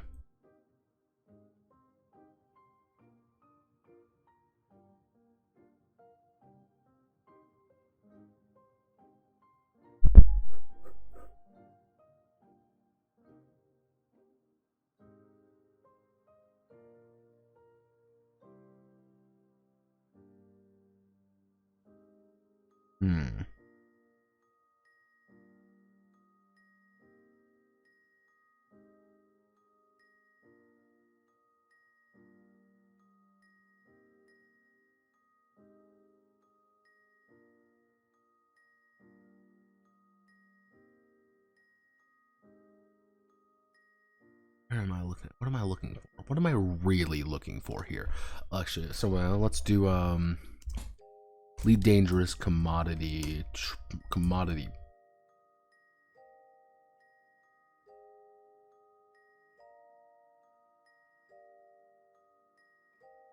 There's an answer here. Supply and demand to sell. Supply and demand. So if you're hitting just demand, so you're always going to be unless we just don't track that. So places are just going to be, people are going to always like be constantly falling. We can use that as kind of an idea.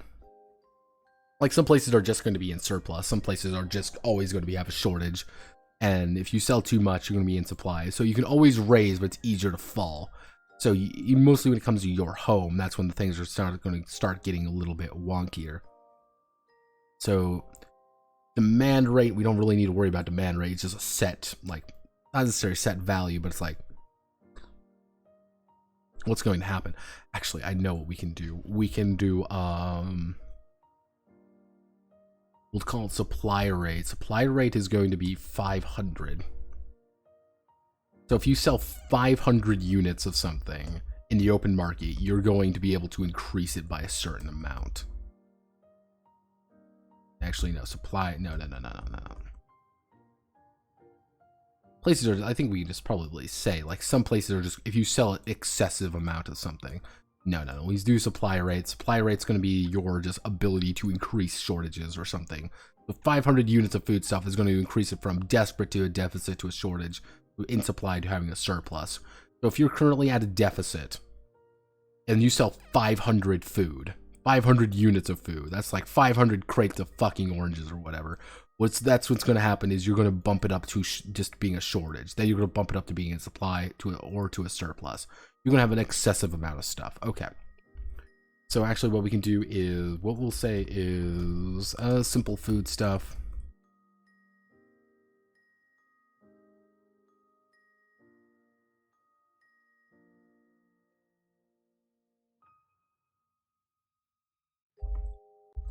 In supply. So if we increase it kind of like a steady beat. So in supply, that means if it's a surplus, people are going to pay nicely just for like better food in general. Being like, we found a bunch of luxury food, we're going to do it. If you're in supply, people are going to pay a little bit more for it.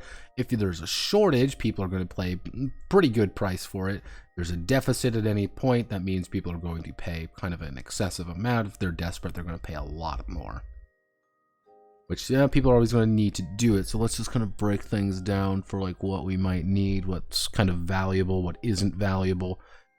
And now, mind you, these are pretty large. So you're not going to be selling like one thing of luxury food stuff. You're going to be selling like 150, you know, it's like here's 100 units worth of luxury food stuff at a shortage of, so I've made 600 profit off this. Like, okay, this is good. I've made money off of it. I have money now. I am rich.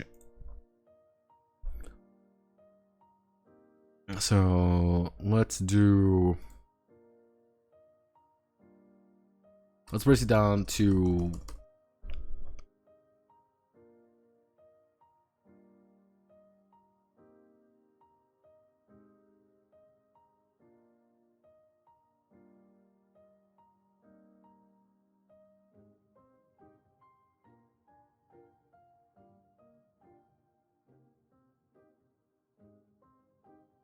where it always gets a little bit hard because I'm like, I know what I'm looking for, but it's like finding exactly what I'm looking for is a little bit more complicated. Especially when you're like just looking for like very specific things. It's like, shit, just want this very... Are you gonna tell me what's on the market? No, fuck. Commodity, sci-fi commodity.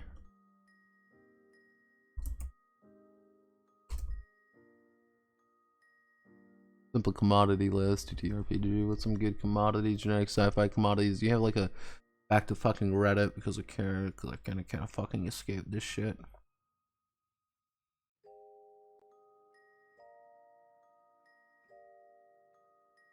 Okay, so actually we want to make this very simple. We can do stuff like, let's just go down the list. So we can do light industry, heavy industry. So luxury, we can do heavy industry, we can do civilian goods, luxury goods. We can do, top of my head, drugs. We can do, actually no, we can do hard drugs, medicinal drugs. Medicinal drugs we can do. So hard drugs, medicinal drugs, we can then do basic supply chains. What am I thinking of? We can do standard. Actually, we know we do basic ores, rare earth metals, building supplies. We do kind of further down the production chain. If we go down further to production chain, we actually, so heavy industry goods. So let's think about it like, so we think about something kind of more down the chain a little bit. So we produce something, we produce food that is converted into food stuff. That means we ship it off. Cool, choo choo. That's very simple. We don't have to think about that very much. However, we produce ore, which produces, again, we have basic ores. We've got basic ores, which then is produced into metals. Actually, so we can do, so that'd be that, which is then produced into something like building supplies. Actually, we can do exotic materials. We can do luxury materials. Wing commander, privateer. Tell me more about why wing commander.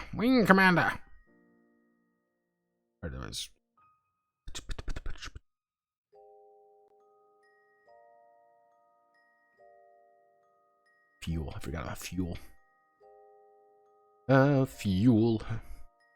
Fuel is always valuable. Fuel is very, very good. Let's do, actually, we do not luxury goods, we do that, and we can do, we do, not organic, we do, actually, we do, I'm gonna put this in here, because I need to put it in here, we do, actually, not light weapons, we do, infantry weapon. We do infantry weapons, we do heavy weapons, we do ship weapons. So heavy infantry weapons are kind of like the idea of like, this is a rifle, we're transporting rifles. Heavy weapons is like, here's a fucking artillery piece. So the ship weapons would be more like, here are things that we can make ship weapons with. That's kind of the idea. Slaves, fuel, ordnance, ammunition for those smaller tier guns. What are we literally looking at? Plaything, TM, brilliant slaves, tobacco, ultimate, that's hard. Actually, we could do sub out hard drugs, put in soft drugs. That's like your tobacco and shit. Actually we do pro entertainment.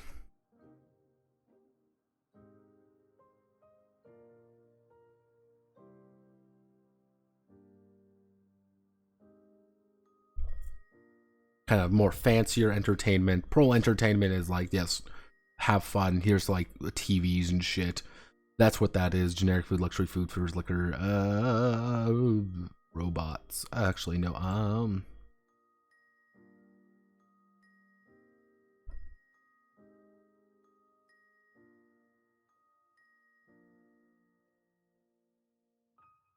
Oh, fucking Caltrop core. Okay, give me a second.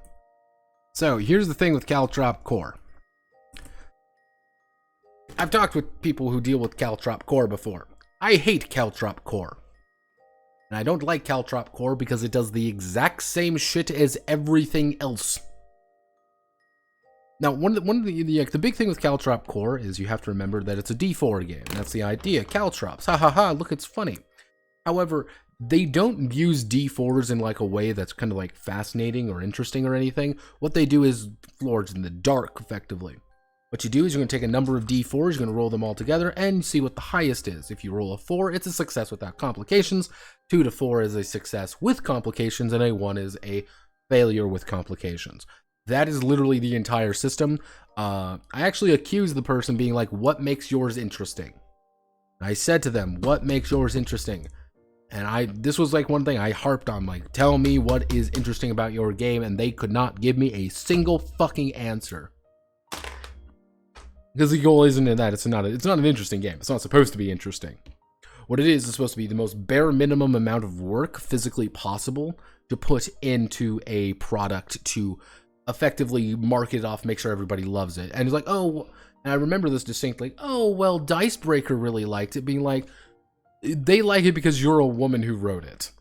That's literally the only reason. Dicebreaker would fucking go, Kahlua nuts the second you, like, tell me what's interesting about your game. Give me something that you are passionate about this. Oh, well, it's really easy to dev for. Shut the fuck up. Like, shut the fuck up. Yeah, like, learn TTR and shut the fuck up. Like, oh, well, that's super, shut the fuck up. That's my opinion on fucking Caltrop Core. I mean, like, it's super fun to, like, learn about, shut the fuck up. Like, if you cannot tell me what's actually interesting about what's really the thing, why bother? There's 1,000 shitty little nothing systems out there. There's hundreds of nothing games out there. But that's not, it's like, what are you bringing to the table? What are you offering? What are you really telling people about? What are you really trying to show people? Caltrop Core doesn't show you anything. Caltrop Core just does what other games have done. Other games have literally done with less. Because it's not like a unique system. It's a system I've seen 1,000 fucking times at this point. To the point I have an entire case dedicated to light games because I just don't care anymore. Because it hurts. Because it's like, oh my god, I don't care anymore. I want to care. Like, because like Caltrop Core takes 5 seconds to learn. Here, you know what? Fuck it. Here, give me 1 second. Do I have the right thing installed? Yeah, okay. Give me 1 second. Do I actually have this? No, I don't actually have it installed. You know what? Okay, here's what we're going to do. Caltrop Core. Tell me more about Caltrop Core. Tito Mancy. She's actually in another server I'm in, and I haven't had the heart to tell her there. Okay, no, just take me to the downloads. Download Caltrop Core 1.0. Let's fucking do this. All right, we're going by the book, everybody. We're sticking straight to the book. Nothing more, nothing less. So Caltrop Core is open. All right, we're right here. Okay, let's just close this right now. So again, basic idea. This is 13 pages. D4 result right here. Absolute failure. Oh my goodness, we've done it. A stat-driven game, simply assign numbers from 1 to 3 to each stat. As the stat comes up, you roll that many D4, take the highest. Again, when I say that it is like very simple, here's how you like build a demo game. Okay, very simple. Oh, wowzers, we've done it, everybody. Plug and play, stat-driven, token-based. First level Caltrop Core, 92 game, 110 games, because there's nothing here. Tips and tricks, wowzers. Here's percentages. Wow, this is really cool. Okay, here's what we're gonna do. Okay, everybody. All right, everybody. Here, let's do this. You know what? Here, give me 1 second. I'm gonna do this just right because we got to do this just right, everybody.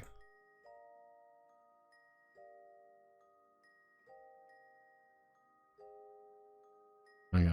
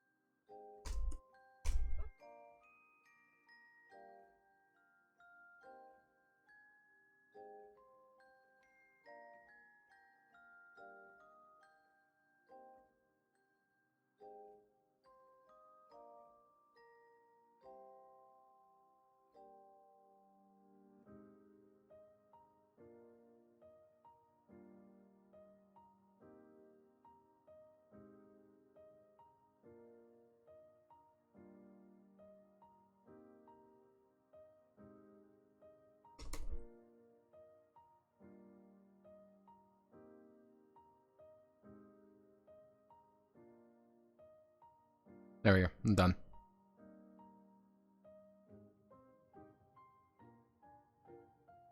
Cool. There you go. That's my Caltrop core game.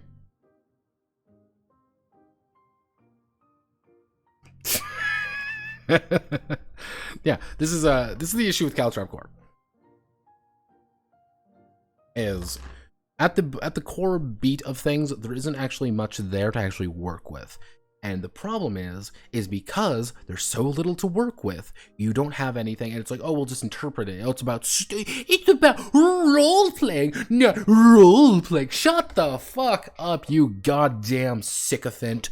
Why don't you go away and shove your head in someone's asshole like you have been doing? Jesus.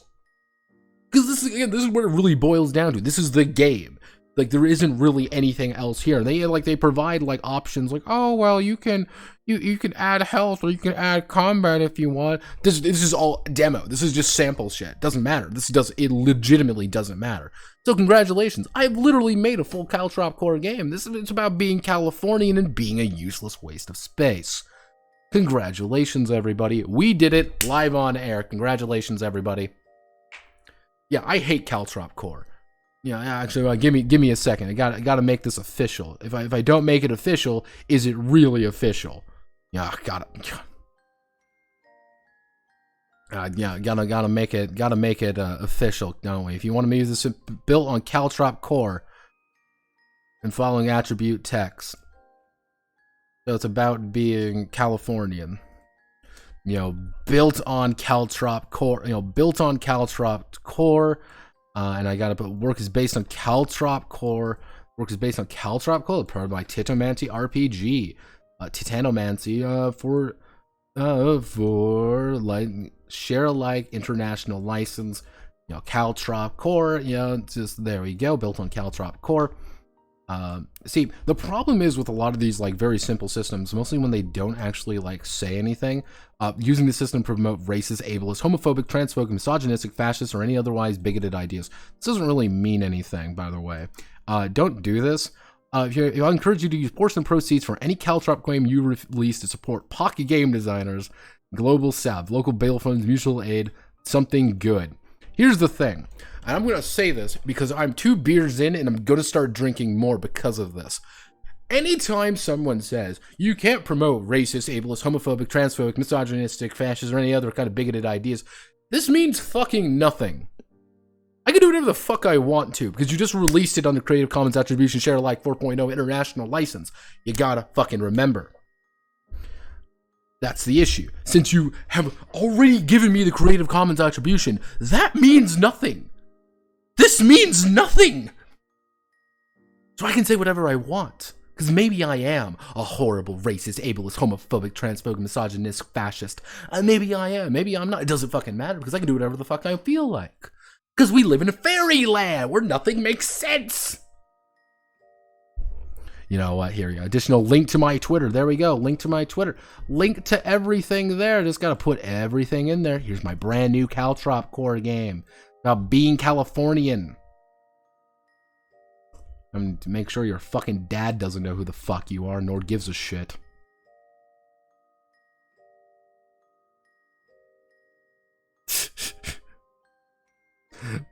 Made your day marginally worse. Dude, you just ruined it all week. Yeah, no, it's one of those things like Caltrop core is hilarious to me. Because this is it. We literally just wrote a here I'm actually going to save it as Notepads Caltrop core RPG official 1.0 alpha beta Centauri Morkborg compatible. Fuck. What else do I put in here? D&D 5e compatible. What else is it compatible with? Guys, gotta work with me. What's it compatible with? I need more. What's some other like good SEO words to kind of work with here? What's some good SEO words? What's cool? PBTA, powered by the apocalypse. Good idea. So PBTA, what's another? Breathless. Breathless is popular. Lumen. Illuminated by Lumen. Illuminated by Lumen. Oh, Forged in the Dark. What's some other good ones that I can learn of? What's some other fun ones? I don't know. Powered by. Let's just put a new one in. Let's do Powered by Leviathans. That's not even a thing, but I'm just gonna put it in there because it sounds kind of neat. What was that one? Charged with Charge Core, I think it was called. Iron Core Batman. There we go.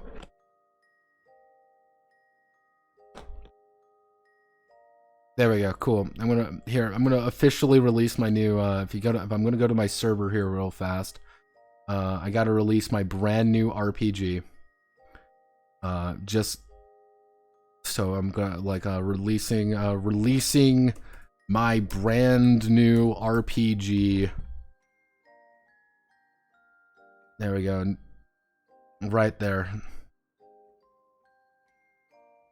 Notepads, Caltrop, Course, and Alpha Beta Centauri, more compatible, D&D 5e compatible, PBTA Breathless, Illuminated by Lumen, Forged in the Dark, Powered by the Leviathan, Charged with Charge Core, Iron Core, Batman.txt. There we go. Full thing. Just for you guys. I am not even mad anymore. I have transcended anger. I am simply... wherever I go, I am simply sad. I feel nothing. So let's get back to actually having fun. So we've got advanced robotics, simple robotics, aristocratic entertainment. What am I missing? I feel like I'm missing something. Actually, no. We'll do maybe heavy industry. What am I thinking? What am I looking for? What am I looking for? It's like ordnance, ammunition, role entertainment, aristocratic entertainment. Some of these are really too specific. Crop up, actually, no, agricultural supplies. Actually, no, zero G suits. Kind of specific, but it's also like, yeah, this is kind of valuable for people who are like, yeah, I need to do this. What are some other horribly illegal things? How does one want to make a light game that's also interesting? Here's the thing with light games that you need to do is you need to have a good pitch.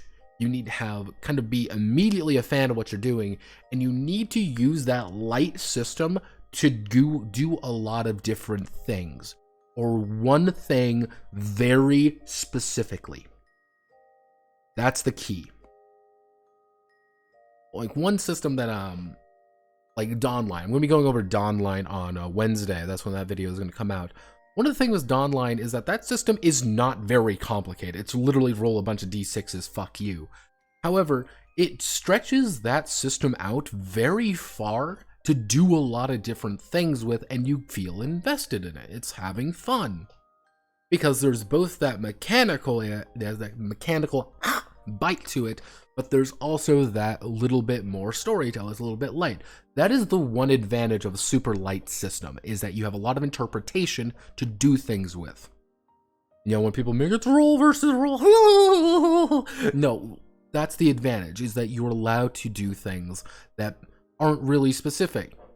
Yeah, there's no equipment in this game. However, I have the right to say, this is my gun, this is what it looks like, this is how it works.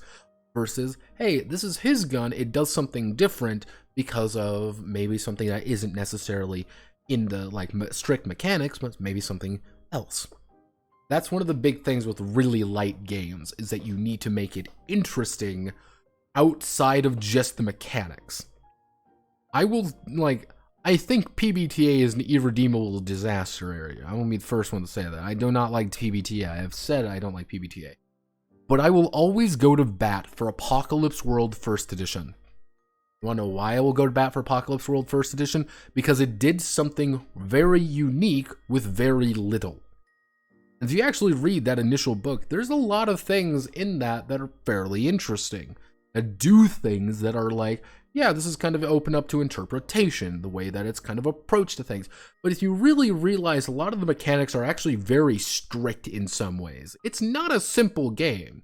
Apocalypse World is very odd if you actually play it. You actually see how it goes from point A to point B.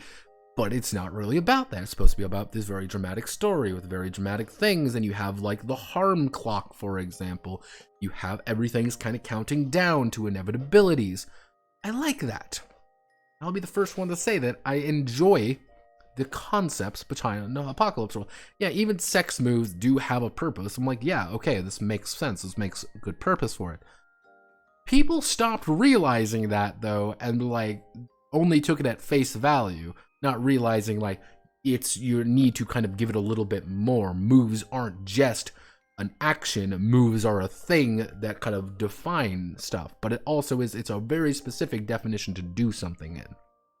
You know, go aggro does have a very specific connotation. It's not just the attack action, it's you are actively being aggressive. I like that idea. It kind of got perverted later on, where it's just like, this is just the do everything action, or this is the action that just defines what you must do. I'm not the biggest fan of Apocalypse World, but I will go to bat for it. It's just every subsequent version of it has just gotten worse and worse and worse. And even Apocalypse World going forward is kind of awful. Okay, so this is, I think this should be enough supplies and goods and stuff. So I don't need you anymore. We expand you back out, and I'm going to use the little captain's quarters. Ugh.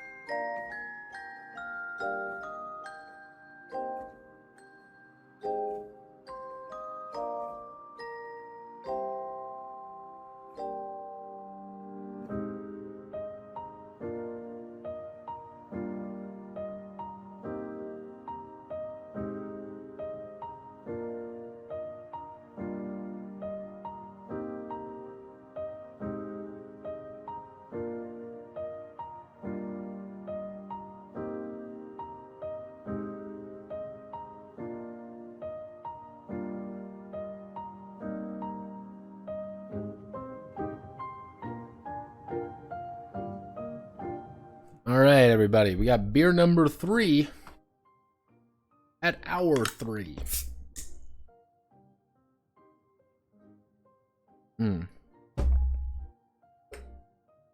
Slowly, actually. Fun fact. I have warmed up to the Oktoberfest beer. I've warmed up to. Got a good little flavor to it, and I wasn't so certain. I was not so certain when I first tried it, but I'm a little bit more in favor of it now. Not much, but I like it. So let's get down to business. Why are people searching for Oklahoma? Okay, so light industry supply rates. That should be about 500. We're going to do about 150 for that. Civilian goods, we're going to make about 400. Luxury goods are going to be about 100. Hard drugs are going to be about 200. Soft drugs are going to be about 600. Medicinal drugs, obviously, about 400. Basic ores are going to actually be 700. It's actually going to be 1,000. Like, if you aren't running, if you are at a deficit of ore, it's the idea of, like, you just don't fucking have shit. You are desperate for it. Excuse me, Mom. Building supplies, we're going to make that at 600. Exotic materials, we're going to make that only at 200. A luxury material is going to be about 250. Fuel is always going to be at about 750. Slaves is only going to be about only going to be about 100 before deficits start kind of the idea being that slaves are actually very difficult, and if there's a deficit for them, it's like, here's a fucking deficit. Infantry weapons are always going to be pretty high. Heavy weapons are going to be less so. Ship weapons are going to be about 300, actually going to be about 250. Ordnance is going to be about 300. Ammunition is always going to be about 800. Prole entertainment, we're going to end up about 500. Aristocratic entertainment is only going to be pretty low. Simple robotics are always going to be pretty high. Advanced robotics, far less so. Agricultural supplies is going to be about 300. And zero G,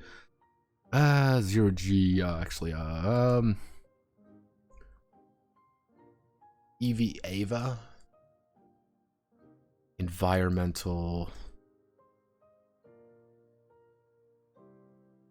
Actually, we want to do Ava suits. Yeah, okay, EVA suits. AEVA. What's the exact term for EVA? Extravehicular activity. So yeah, EVA suits, EVA supplies. EVA supplies, you're always going to need a lot of EVA supplies, because that's just stuff that's actually outside. That's space.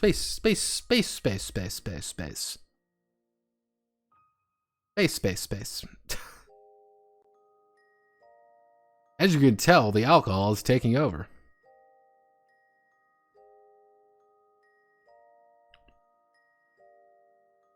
No more Mr. Nice notepad, only alcohol notepad. Unit space, light industry, do that. We'll do pretty good. Civilian goods are going to be about 2. Luxury goods are going to be about 3.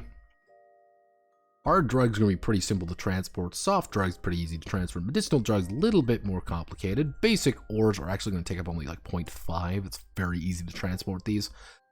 Rare earth metals are going to be a little bit more complicated. Building supplies are pretty fucking big, but you're going to get a lot of money out of it. Exotic materials is going to be about 2.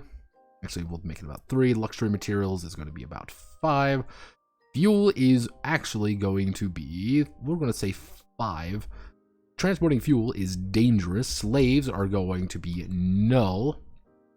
Actually, NA. Actually, I'm going to say it's going to be NA because they actually have a different calculation on that. Yeah, they have kind of a different calculation on how that works. Infantry weapons, you're going to be doing about 3. Heavy weapons, you're going to have about 10. Ship weapons, there's going to be about 15. Pretty, like, a lot of space to actually transport, like, just raw amount of ship weapons. Ordnance, you're going to have about 5. Ammunition is going to be pretty easy to transport. Prole entertainment is going to be that. Aristocratic entertainment a little bit more. Simple robotics is going to be 8. Advanced robotics is going to be 15. Agricultural supplies is actually going to be pretty big. And EVA supplies is obviously going to probably be about 5 each, because that's just suits and shit. We can vacuum press it. So, surplus price. So this is the absolute lowest something can be. Heavy industry is going to be about 5. Civilian goods is 2. Luxury goods is going to be about 5. Hard drugs, you're always going to have. Hard drugs are always going to go. Soft drugs are going to be pretty cheap if they're like not doing. Medicinal drugs are going to always have a good price on them. Basic ores are going to be worth 1. It's going to be worth nothing. You have to sell bulk to really get a price off of basic ores if you want to, and even then it's not really worth it. Rare earth metals. Always can sell that for pretty decent price. Not great prices though. Building supplies always going to. Building supplies are kind of always in demand, kind of thing. Exotic materials.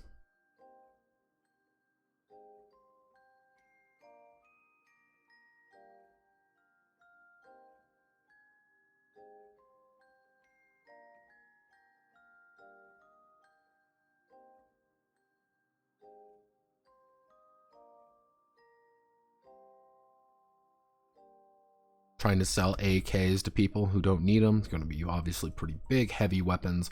Everyone always needs heavy weapons. Ship weapons are going to be kind of like not really super worth selling. Ordnance, ordnance is like what I'm kind of talking about, is more like explosives and shit like that. That's kind of like the idea behind those. Like more, actually I should say just explosives. We can probably go around the idea of like 6. Ammunition is going to go for 0.1. Very simple, like just crates of ammunition worth fuck all. Troll entertainment. If there's no war, do you really need a gun? That's the idea. Like if there's like, yeah, it's like you don't, not really. You don't really need a gun if there's no need for conflict. Simple robotics 15. Advanced robotics are always going to sell for about 30 each. Even at its like bare minimum. Agricultural supplies, we can sell that for about 10, and Ava supplies are going to go for about 5. Next we go into the in supply. Actually, I should say in supply, which is we raise the price just a little bit. Actually, if I really want to do this, we do 1. We know we do E5 time, actually no, equal E5 times 0.25 plus E5, what I'm looking for.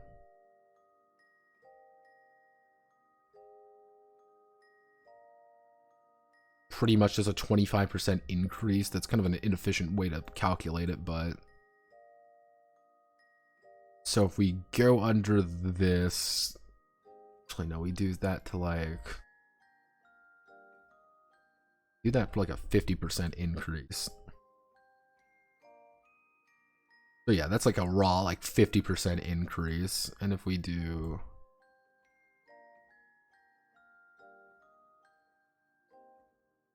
yeah, we do that like a 50% increase in price. But if we do this, which the idea of that, but we increase it by 75%.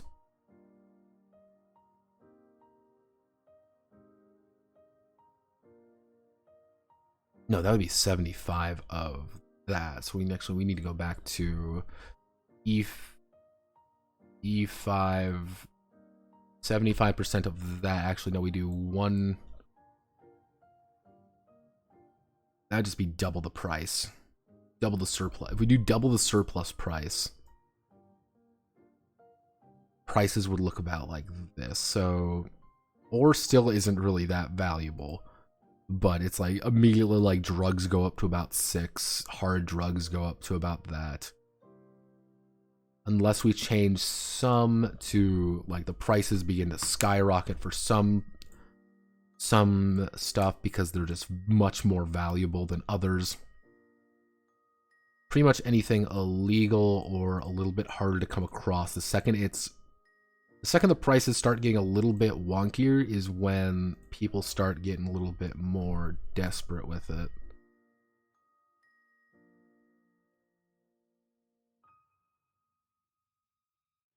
The second you don't have something you need is when things start getting like, oh well, fuck, we need to get this. Like, we have a shortage of armaments, therefore we're gonna jack the price up pretty hard. So if we do 2 for each of these, that means we're effectively tripling the price.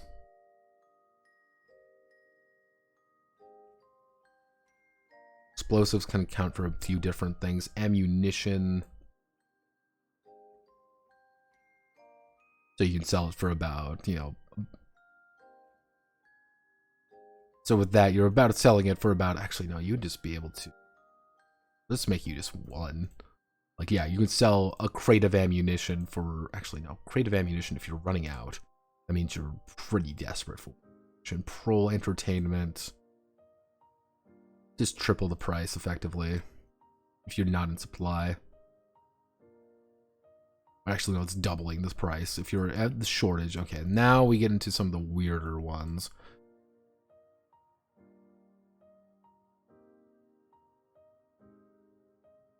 Because now what you start doing is jacking up the price exponentially from the base deficit. Though, if you have a mass deficit, we can do about 2.25. That's a 225% increase in price. Suddenly, the prices start skyrocketing. Things start going very wrong for people. You're running out of ammo, you're running out of explosives, you're running out of things. Suddenly, prices begin to increase exponentially. Not because you need them, but because if we don't have these things, we're all going to die.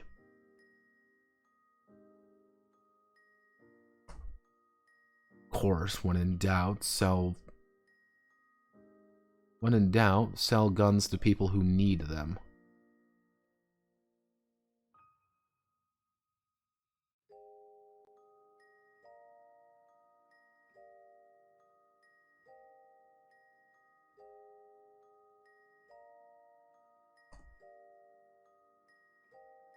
No, you 4, you're 3. So you fuel would be increased 2.25. Certain material, hard drugs go from 1.5 to prices skyrocket because people are getting desperate. Ore never really increases in price all that much just because it's fucking ore and you're supposed to sell it in.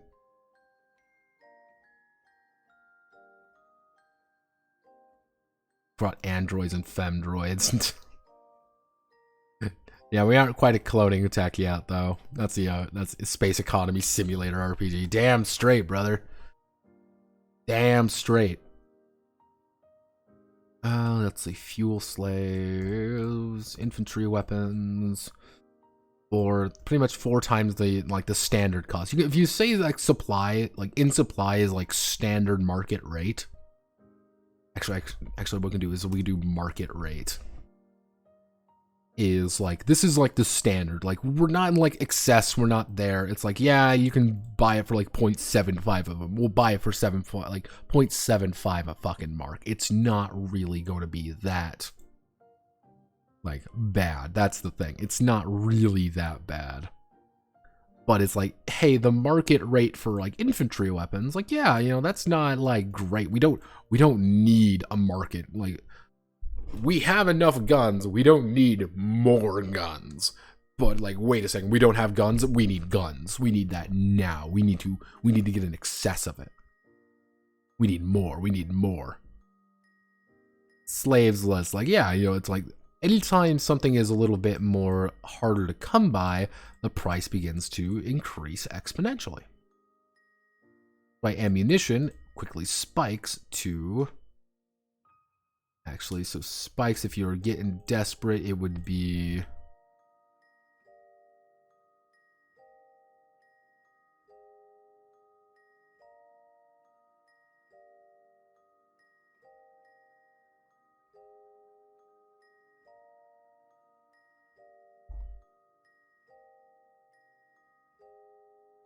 Actually, we just say 2, so it'd be like, yeah, you're just... It's just like, yeah, it goes from... Yeah, ammunition isn't that expensive. Like, wait a fucking second. Oh, fuck.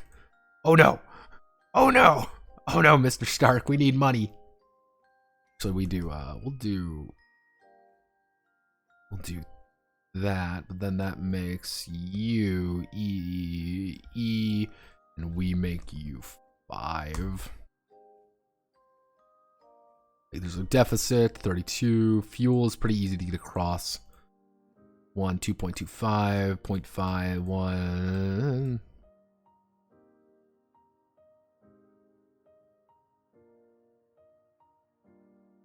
So if we do medicinal drugs begin to increase X, so shortage of medical drugs, we increase to 2.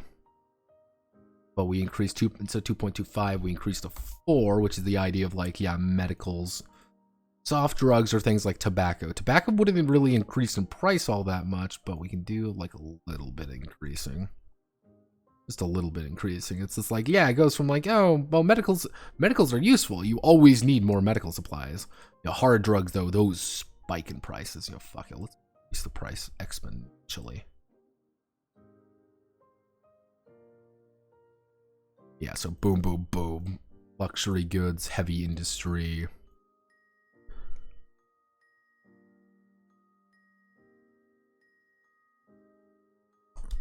We increase that up a little bit. Light industry doesn't really change much, but it's easy to get a hold of light industry. Deficit, we increase you to 4 because people are getting hungry all of a sudden, and when people get hungry, people start getting. This is when you get things like desperate, is when people start being able to charge things like 10 times the going rate.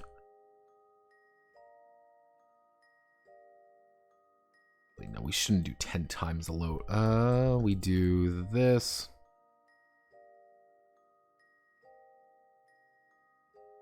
We do 2.25. We increase it up to just raw 5 for everything. So 5 times the kind of the surplus rate is what you're ending up as.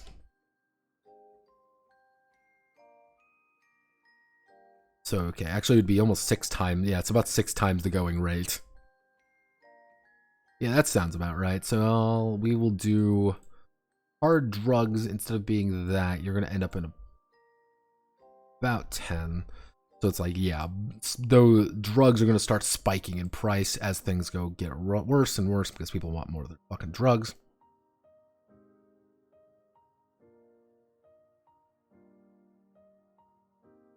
So you're going to be the only thing that reverse a relationship is surplus. They have more guns in area, the region, the more guns they need. Well, that's kind of the idea with like getting desperate. Is like, if you completely actually, if we really want to be cheeky about things. Actually, no, we do. No. How would I want to represent that?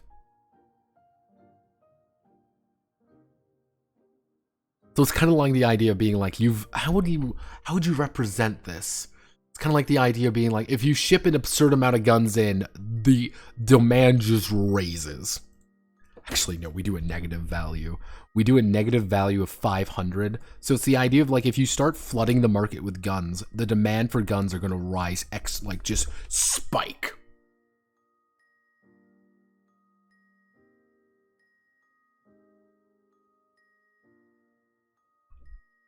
It's like, yeah, you can sell guns pretty easily. Nobody needs guns, but it's just like, yeah, if you start selling them a lot, no, I can't do that. No, I should put a note for that in. That's a good idea, though. Because it's like one of those things where it's like, oh, hey, you dump off a bunch of guns, and like, yeah, there's an there's an excessive amount of guns in the market now. It doesn't like, yeah, immediately say like, yeah, you're going to have a deficit because that immediately people are going to want more guns. So soft drugs, let's do you work well. Basic ores in like pure desperation are going to be worth 1. But mind you, that's effectively about doubling the price. Yeah, that's a 10 times the price is. Yeah, that's 10 times the price. You can sell ores for 1 apiece.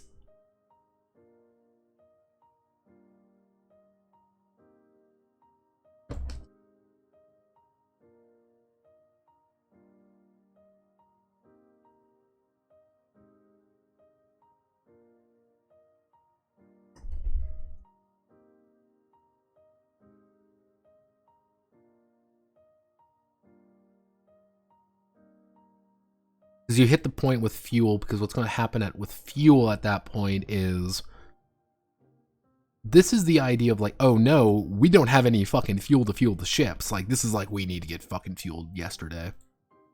We're going to increase you by that. So your spice of slaves are going to increase exponentially. Infantry weapons are going to get a little bit more expensive. Heavy weapons, increase heavy weapons to 10. Ship weapons.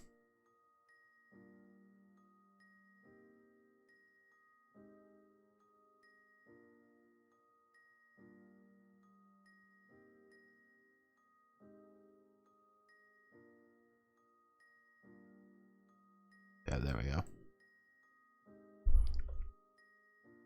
Actually, you should be increased to about 6. There we go.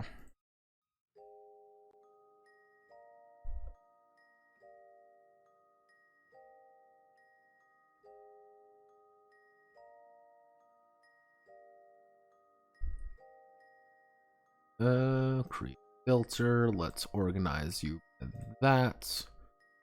Move filter.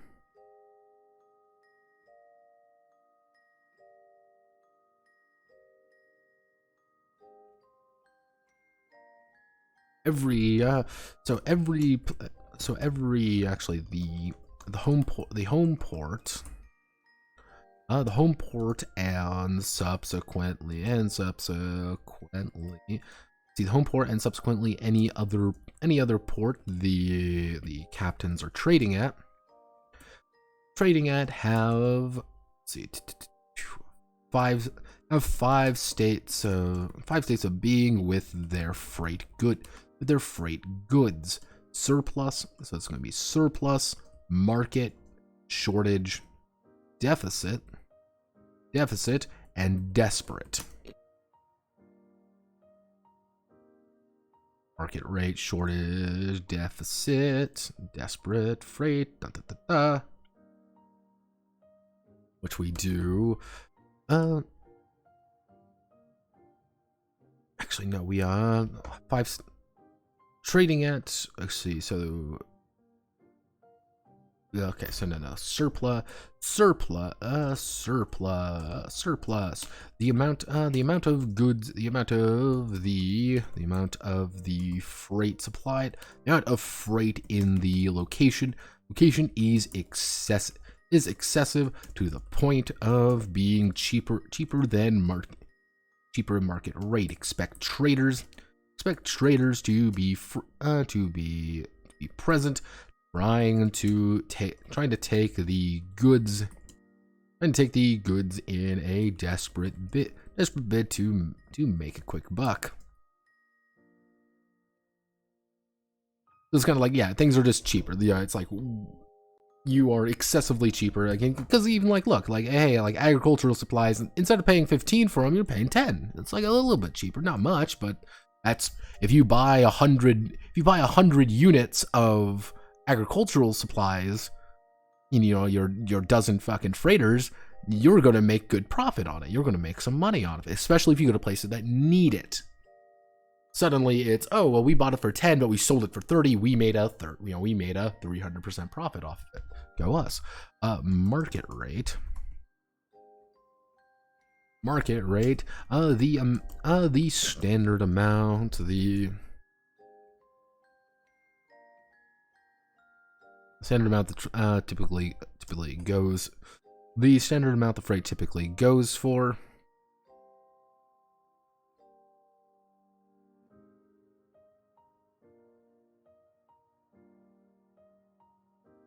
The average always going to be the market rate after taxes.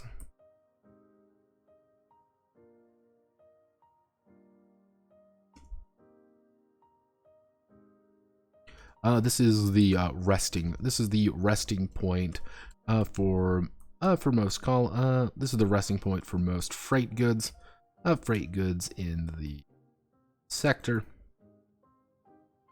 Shortage, while the freight is far from depleted, the first signs of lacking are beginning to show. beginning to show. Shelves are empty. Shelves are becoming empty. Shelves are becoming emptier, and people are starting to complain. Deficit. The freight has hit a critical level. The freight has hit a critical level. There's a noticeable lack of it in the location. There's a noticeable lack of it in the location, requiring immediate shipments, or a constant flow of goods, to keep the location in full supply. Desperate. The freight is non-existent. What can be found is exorbitant in price, and bloat, and vastly, and only rising. Smugglers are making a killing selling small shipments, to keep the population desperate but not supplied. The supply rate is the amount of the good if sold at once to increase a freight supply state by one step. So for example, selling 800 units of ammunition at a deficit would raise the supply to only a shortage. The unit space is how much space the freight actually takes up in the cargo hold. Takes up the cargo hold of a ship. There we go.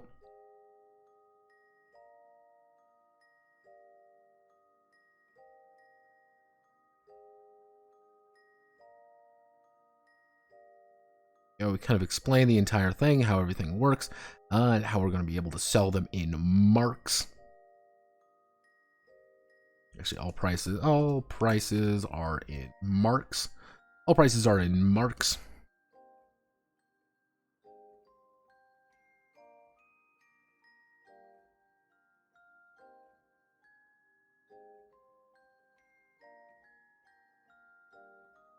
There we go. Well, everything to apply to local commodity sales.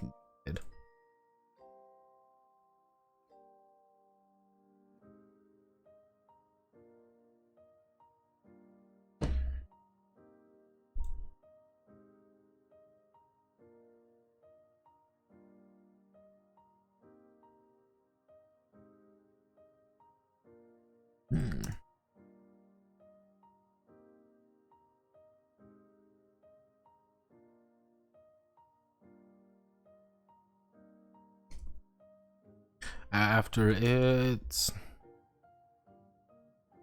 If Kevin wishes to sell off a used ship after its good service, or turning in, actually, what we should do is,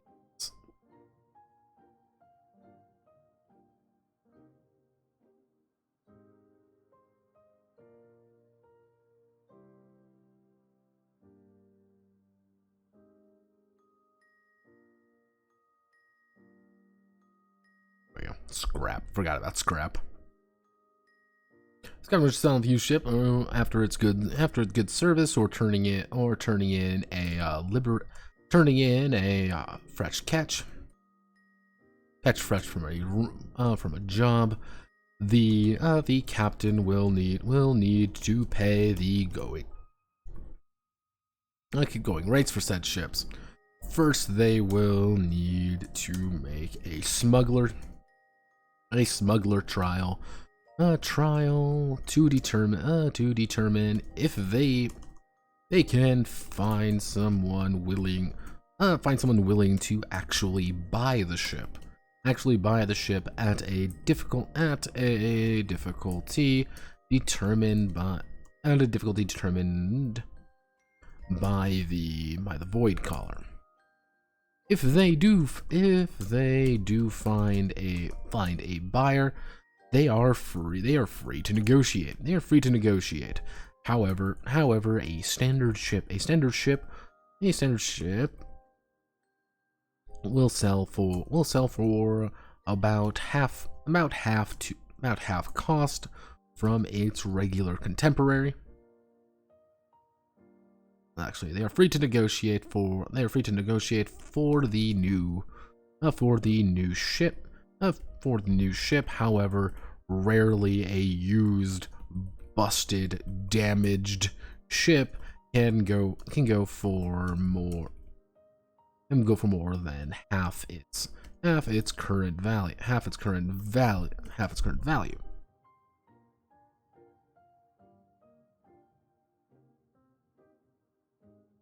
However, if the captain is unable to find a buyer, they may sell it to the dock. They may sell it to the dock itself for 25%, rounding down of the ship's total value.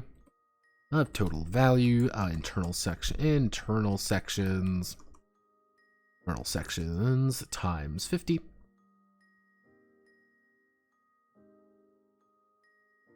I have 25% of the ship's total value, internal sections times 50. For basic scrap. Is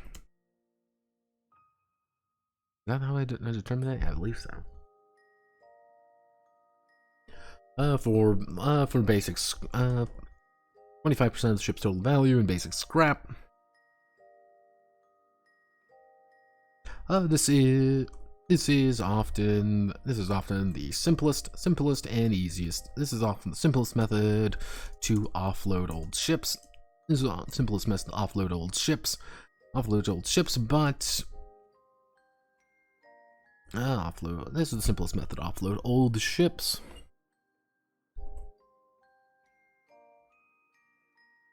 Or lagging freighters.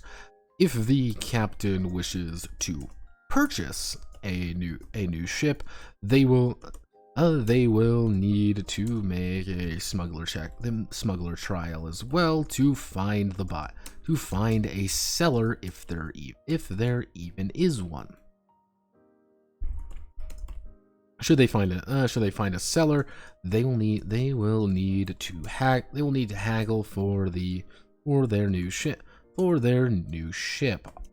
Often they will be needing.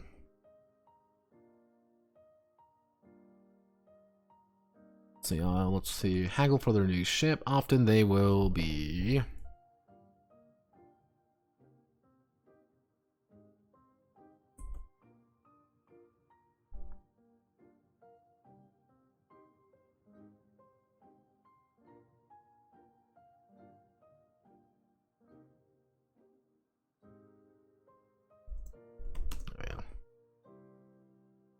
So it's kind of like the idea of like, you want to find someone to work with them personally. Like, hey, this is a brand new ship. I'm going to sell it to you for full price. That's ridiculous. Okay, I'll sell it to you for 75%, but you can trust me because I'm a good person. Awesome.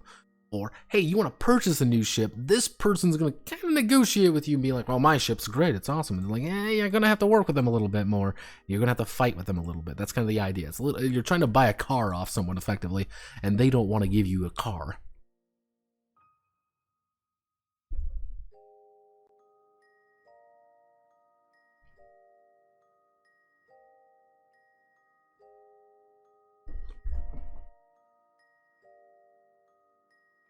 Actually, do if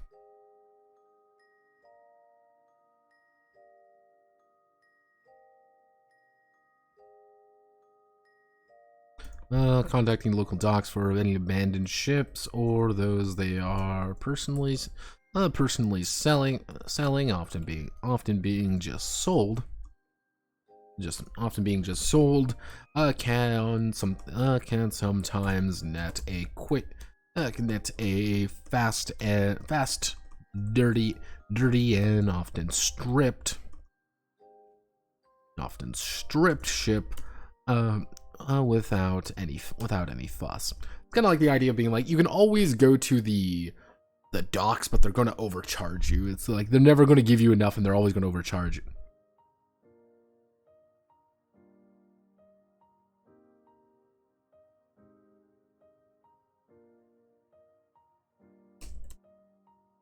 Money is money. Yep, there we go. So we kind of established the basics there. What else? Actually, we want to do illegal procurement. We want to do new modules.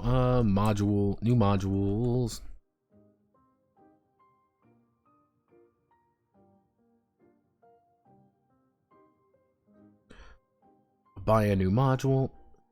Buying a new module or armaments.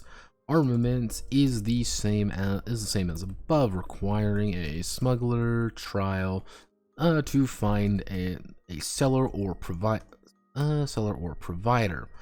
However, they will rarely charge more than the going rate of said supplies due to the volatility and lack of buyers. However, do expect to have to pay around 25% addition 25% of the cost as an installation fee. So it's kind of like the idea of being like, yeah, it's about the going rate. If it's 100, that's great. You're also gonna have to pay about 25 as an installation fee. Like, they're gonna need to, like, you know, really kind of do this. You're always going to be trying to find people to do things for you. To, like, yeah, you can buy any gun you're looking for. However, they're going to need to buy a buyer, and if that person just straight up doesn't like you, well.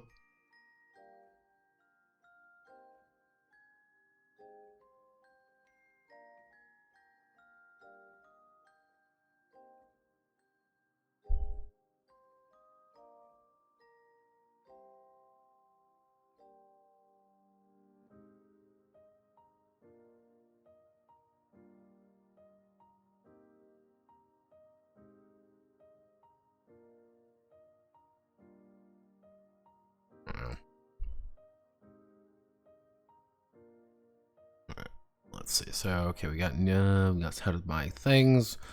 Are you Ariel? Fuck me, you're Ariel. God damn it. God damn it, Ariel.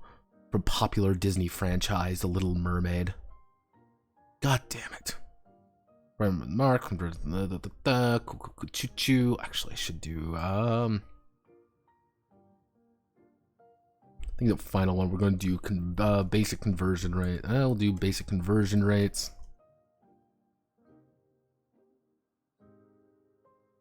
When I said I was going to try to get this all done tonight, I wasn't lying.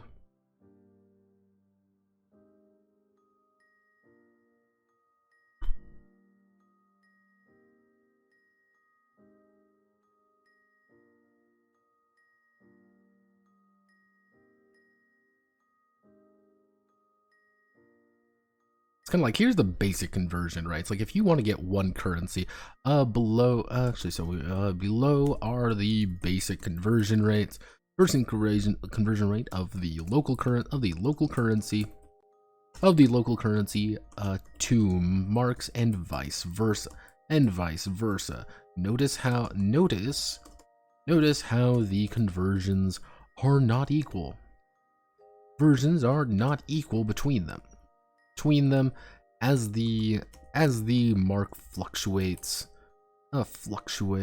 in value between the new nation states. So we want all the way up here. Let me remember all my Archangel-esque sector. We gotta do this, so we're going to do, we don't need to do the free market. We're effectively done with the free market economy, so we just need to do jobs and scores. The Minolma State, Republic of Zon, which we'll do, Minolman. Credits, Zonies.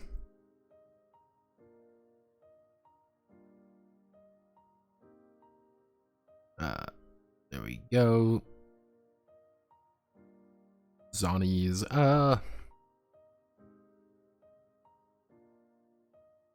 what would be,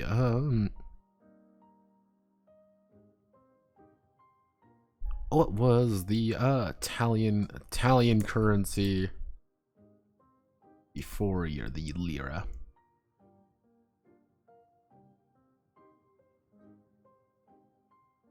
The lyre credit.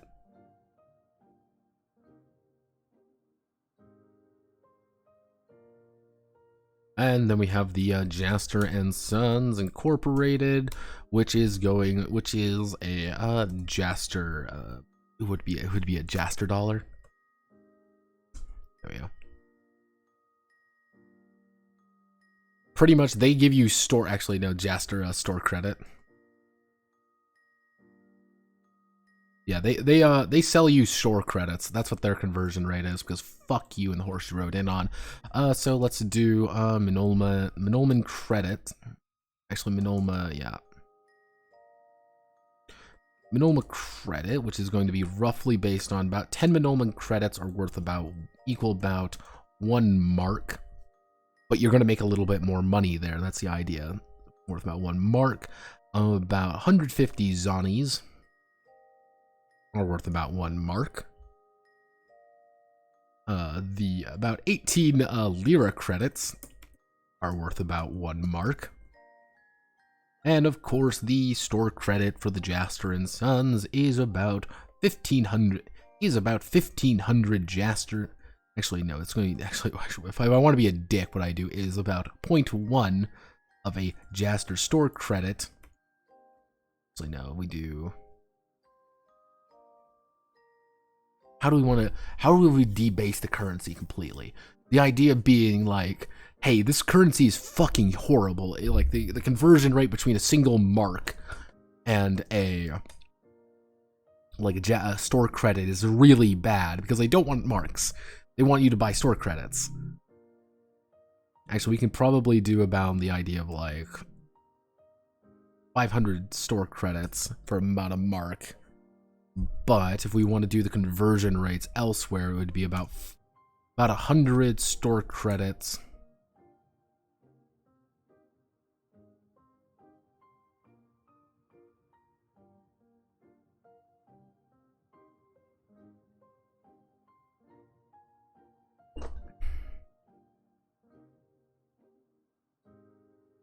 Yeah, okay, so it's kind of like the idea of Zonies are...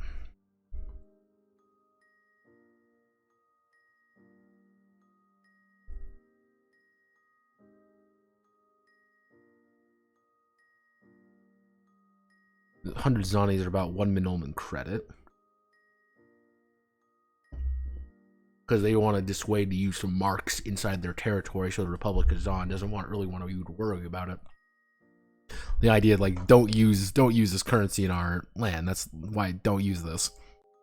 So they're undervaluing it vastly because, like, yeah, it's not really worth this. Because 100 zombies were 10 Minolman credits. However, these guys are like 10 credits equal 1 mark. But you can get literally 1,000 zombies with 1 credit. So it's like, yeah, this is actually, why don't you just convert marks to credits to zombies? Because there's going to be conversion fees. That's kind of the idea, being like, you're going to get about 25% conversion fee if you want to do like full conversions. We'll do about 10 lira credits.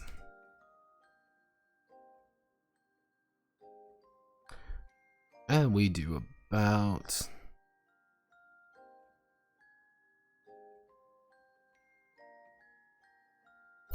Actually, if we do this like consistent, it's like... Yeah, the Minolman credit's pretty, like, relatively speaking, fairly valuable. but it's like, if you, I can treat this one like as the dollar bill versus like a yen. That's kind of the idea with the zonies. Like they're like yen. Like you want to have a lot of zonies.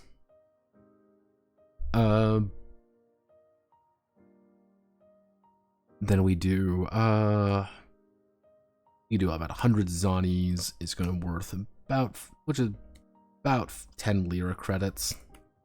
That's about the same conversion rate. Actually, we really want to be that. We can do 5 lira.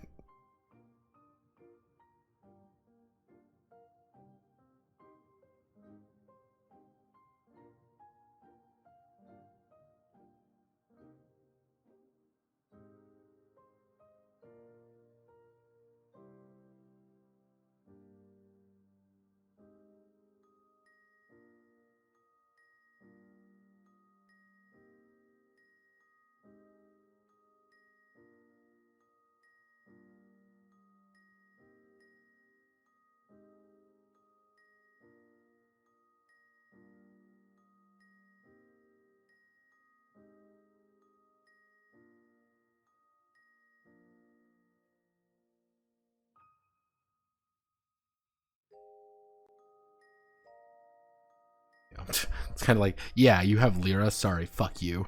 Oh no, currency conversion. Yo boy, I love currency conversion. Hello, my name is Notepad. I like currency conversion. Yay, currency conversion. I do this to myself. This has no purpose. This serves legitimately zero purpose to the game. However, I'm doing it because I'm autistic and I enjoy doing shit like that. I hate writing equipment lists, but oh yeah, let me be autistic about currency conversion. Yeah, that's welcome to the Notepad add-on experience.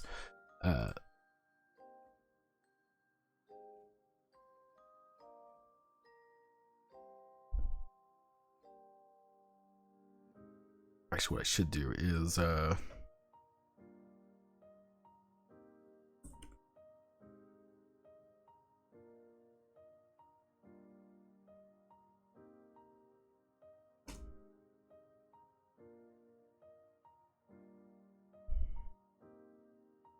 a footnote here, which is no, we don't do that. We add a footnote here. Are you gonna let me do this? Come on, fucking Jesus! I hate fucking Google Docs sometimes. Holy shit. I hate Google Docs because it does not like tables at all. It freaks the fuck out with, like, anytime you try to do, like, this.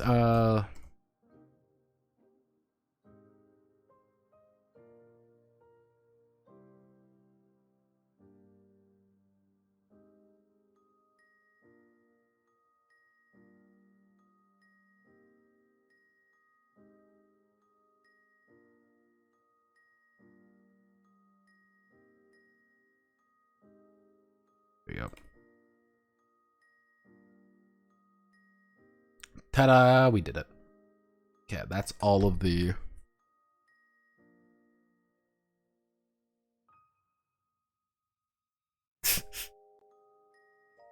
Yeah, it's very simple. Okay, here let's just do a basic conversion, right? Okay, we're going to do a basic conversion for everybody. So let's say I have 100 marks, and I need to get, and I have 100 marks. For 100 marks, I can get 1,000 Minolman credits. Or I can get, for 100 marks, I can get 1,000, it would be 1,000, it would be 15,000, if I'm doing my fucking nut math right. Yeah, it would be 15,000 zonies. Not a terrible lot of money, but it's a decent chunk of money. But for, you know, for 100 marks, I'd also be able to get 18, you know, about 1,800, you know, lira credits. Or for 100 marks, about 50,000 Jaster store credits. That's great. Now, let's say, for example, for my Minolman credits here, I need to convert that into zonies, for example. I can get over 100,000 zonies. Great. It's a great deal. However, I want to convert my Zonies, for example. I want to convert my Zonies into Lira credits. I'm only going to get 1,500 Lira credits from it. I mean, that's not a great conversion rate. However, for my 1,800 Lira credits, let's say, for example, I want to get for my Lira credits. Actually, I should put in a thing for Lira credits to adjust or store dollars. I want to get a Monolman credit. If I go to my Lira credits, 10 is 1, so I'd be able to get about 1,800 Monolman.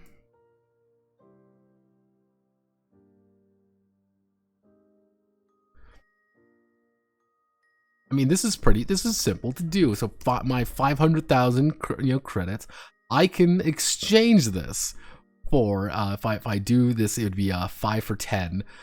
It would be, I believe I would end up with 50,000 Zonies. I'm doing my math correct. Very simple. I don't know what you guys are talking about. Like, this is very simple. Otherwise known as you're just going to be perpetually fucked over constantly. The Monolman credit is like the easiest thing to convert into because they want marks, because they believe that they are the successor. Oh god, don't. There we go. Fuck you. No, yeah, conversion. Conversion of local currency. Notice how the conversions, okay. There we go.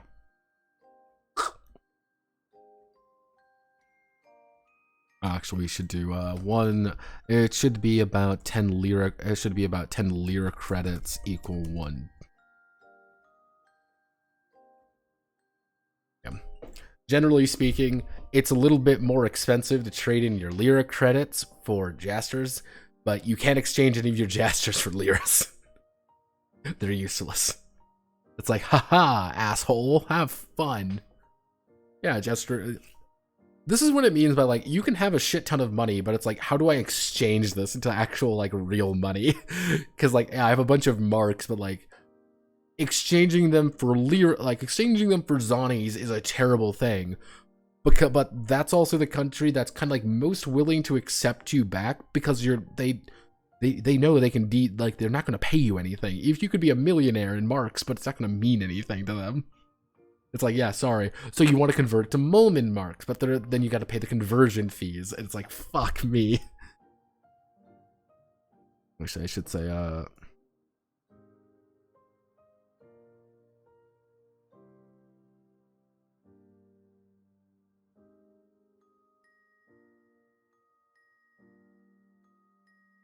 often there's a 10% conversion fee associated with legal tender transactions. So converting all of your converting all of your Zonies into Molman credits probably is going to net you not as much. Yeah, damn straight. Welcome to the currency. Welcome to currency. It's great. I don't know what you guys are talking about.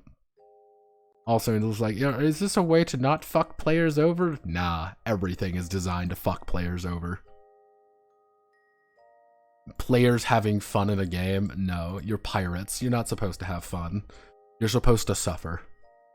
Jobs and scores. Okay, so...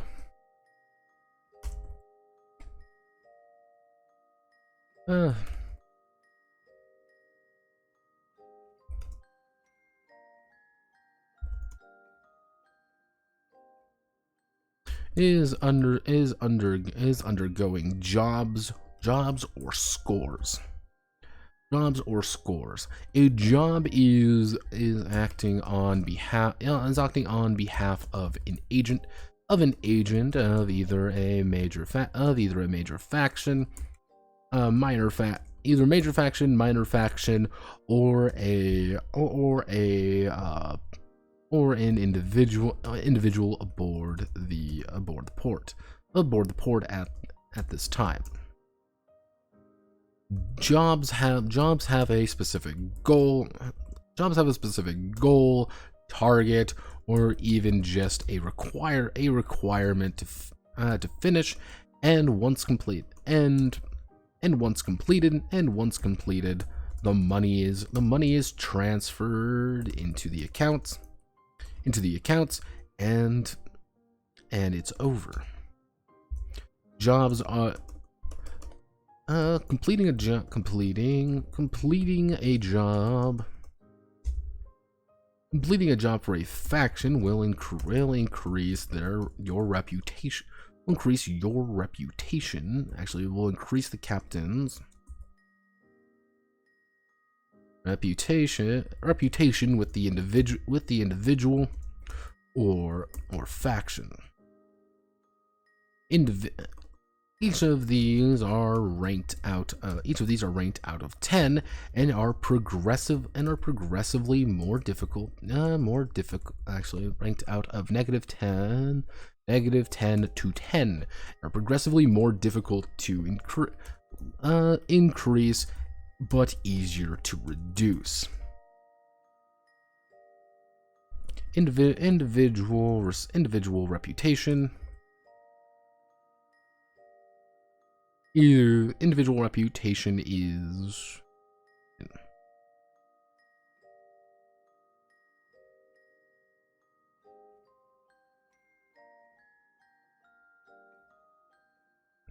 after reputation 5, simple jobs will not cut it anymore. Requiring more detailed work to successfully complete and to successfully win the favor of the patron, or simply earn the right to increase their favor, right to improve their favor, or simply earn the right to improve their favor. Clandestine operations. Jobs for the major factions. Major factions are a two-sided. A two-sided. I don't want to fucking word this.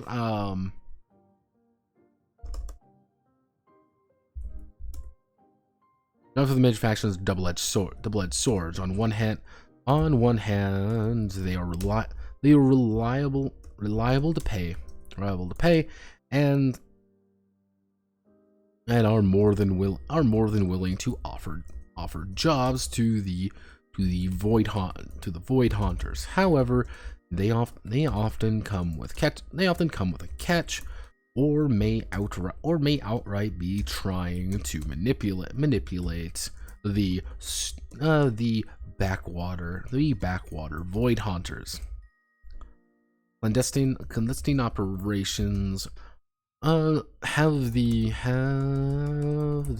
void hunters act as it would be not non-negotiable. What is the term I'm looking for?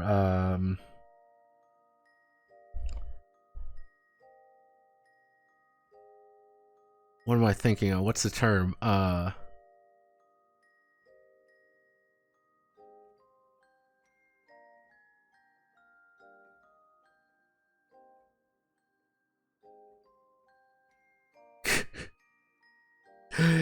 The thing is, if you want to do like currency, fucking around with, what you do is you would hit certain convoys which you know have more valuable currency, and try to steal their money, and then use that to convert it into other money, or convert it more accurately into marks, because all of that money means jack shit aboard your home port.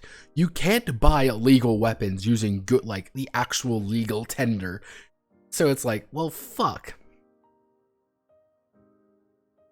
So it's like, it's not really worth it. That's the idea. It's like, it's not worth it to do that because you can't buy anything with it. But here's the thing. If you want to retire, if that's like your goal that's where you kind of want to end up. You want to retire to a planet, you're going to need to build up wealth. And that's going to be kind of like one of your little side goals, almost anything. Is like, yeah, you're constantly converting marks and you're constantly converting currencies back into the kind of the place you want to retire to.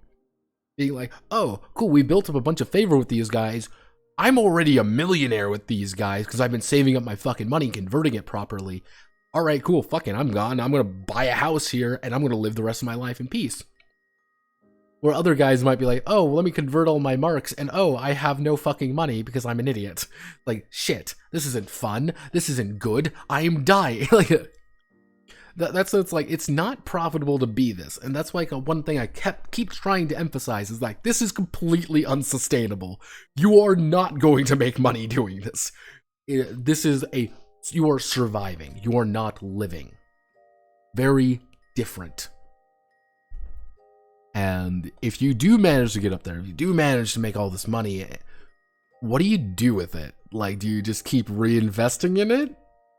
Do you keep reinvesting in your ship? Or do you say, fuck it, and maybe it's time to retire? Maybe it's time to sell off some stuff and maybe get enough money to live comfortably. Maybe not. That's where you need to go. Where you just explode and die in the void, because that's what you want to do. That's what the voidists want.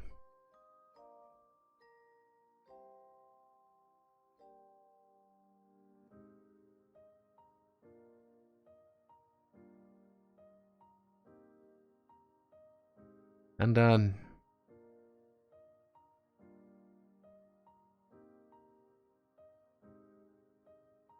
Henry Avery retired after saving up per day, is traded in his ships, but the rest of the day is fucking the Chinese emperor's daughter. Yeah, pretty much. Like, if you want to go down that angle, like, you're gonna need to, like, really save up that kind of money. And it's not easy, because everything in this game is trying to nickel and dime you. That's one thing I want to re-emphasize, is you're gonna have to pay maintenance fees. That maintenance fee is going to make sure you still have a fucking ship. You're going to have to pay your crew after every job, of course. Of course you're going to have to pay your crew. Well, you're going to have to pay out. I mean, like, God help you if the tyrant doesn't like you, because you're going to have to pay a docking fee every time. Oh, yeah, give me 100 credits give me 100 fucking marks for you to, like, be in my port. What if I don't pay?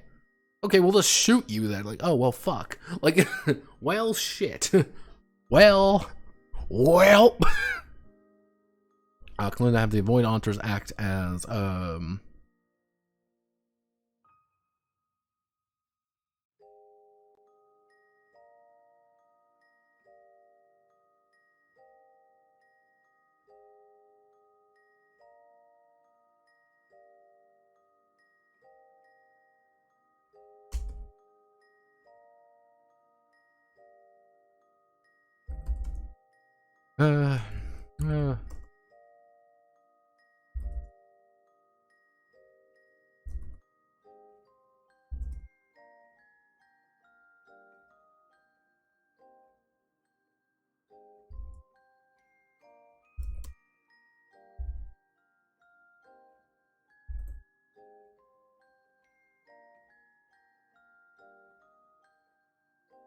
Yar! Did you know it's International Strike Like a Pirate Day?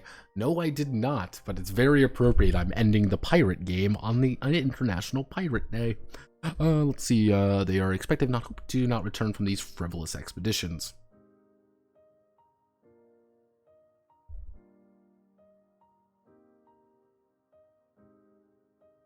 Less formal operations undertaken by the captains, undertaken by the captains themselves,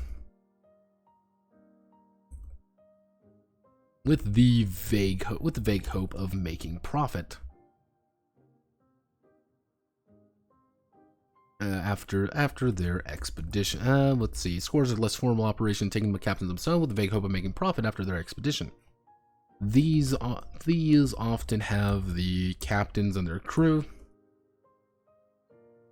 crew stocking. I've been talking like a pirate all day, and now everyone thinks I'm retarded. These often have the captains and their crew stocking various trade lanes.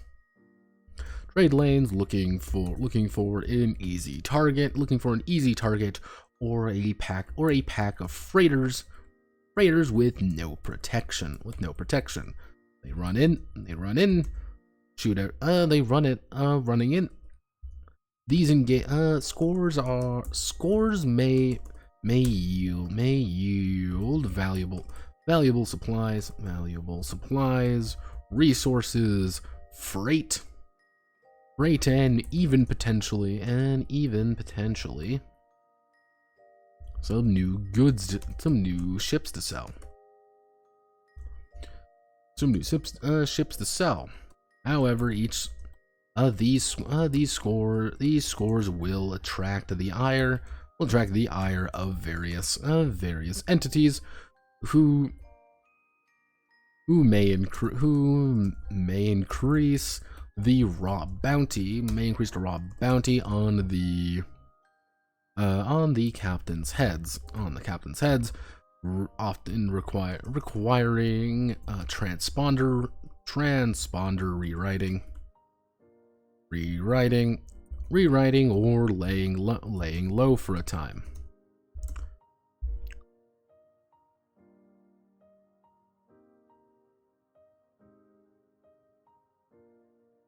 If of course those freighters were acting legally, of course. If of course those freighters were acting legally and not transporting something they shouldn't.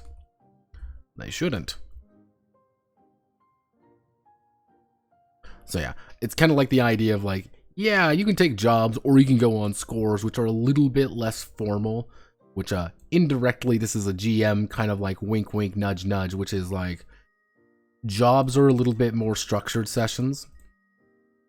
Scores are a lot less so, and like scores can be just about anything. Like we want to hit a trade lane. Cool, you can like let's do do a trade lane operation. You do a little combat session, and usually going to lead to something, or it's like people are going to get arguing, or people want to get into a fight, or there's generally something going on. No score is useless. Something always is going to pop up with these, and it's like, okay, like we've engaged some freighters, and we've taken over a freighter, and what the fuck are you transporting? You're transporting how many guns? And it's like, wait a second. You're transporting 1,500 units of firearms. We can't even carry half of these. Where the fuck are you going? Like, oh, well, we're gonna ship these off to why the fuck are you going there? Don't ask questions. We then, you know, as people start getting shot, be like, yeah, okay, cool. Why do you have all these guns, Mr. West? Don't ask questions. Nunny. Okay, so yeah, final thing is going to be blood from stones.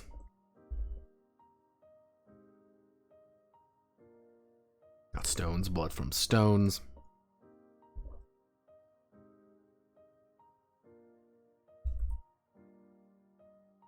Maintenance. Every time, let's do it. So this is kind of like the final stretch here. Every time a ship lands in port, in port, maintenance will begin. When maintenance will begin, fuel refueling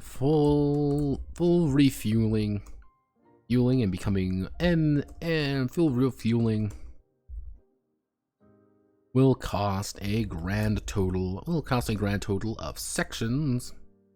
of internal sections times 10. So if you have 30 internal sections, it's going to cost you 300 marks for a full refill. Actually, we'll do 5. So it's a 30. If you have like about 20, so it's going to be 20 times 5, that's about 100 marks. Nothing much, but that's not the point. Full refill will cost a grand total of in marks to top everything off. If the ship has sustained hull integrity damage, it will cost a total of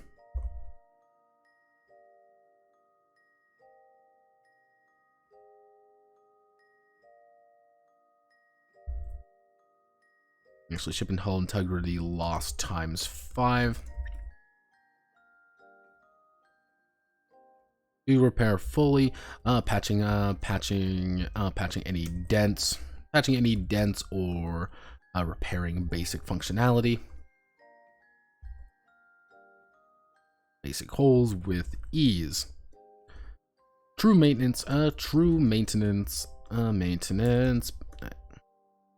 So yeah, finally, if any module, if any internal section was damaged, if any internal section was damaged, the captain will need to pay internal section damaged internal section.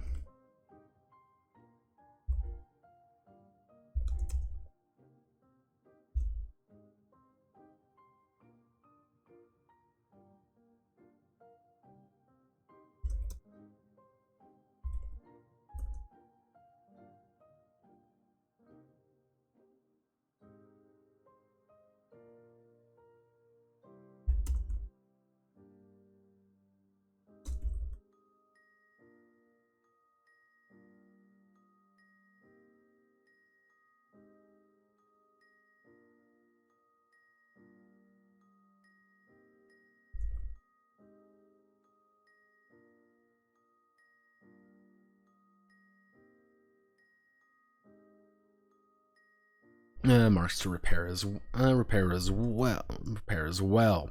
So, for example, let's say my hull integrity is 15. Actually, let's say it's 20, and I lose all my hull integrity. I have 0 out of 20 hull integrity, and I take a total of 3 internal damage. Not too bad, but I'm not doing too good.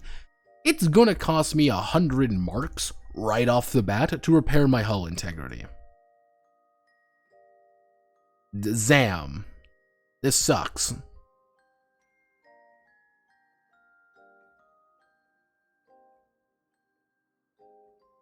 Okay, so it's like it's actually full. First off, let's say I have a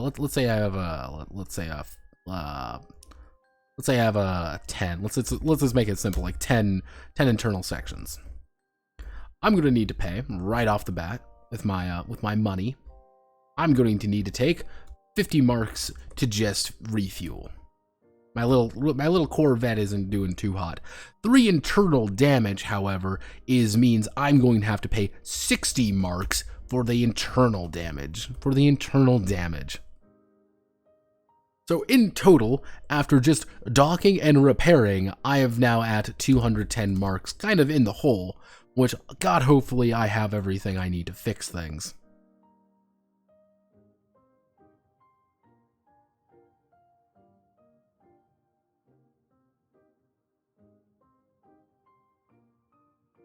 Yeah, no, that's like special cargo and stuff. Like, yeah, here's a weird frozen body people have found, or like, hey, here's a shit ton of organs. Why the fuck are these people transporting organs? What the hell? That's kind of weird. Wait a second, I forgot about organs, didn't I? Oh no, I forgot about harvested organs.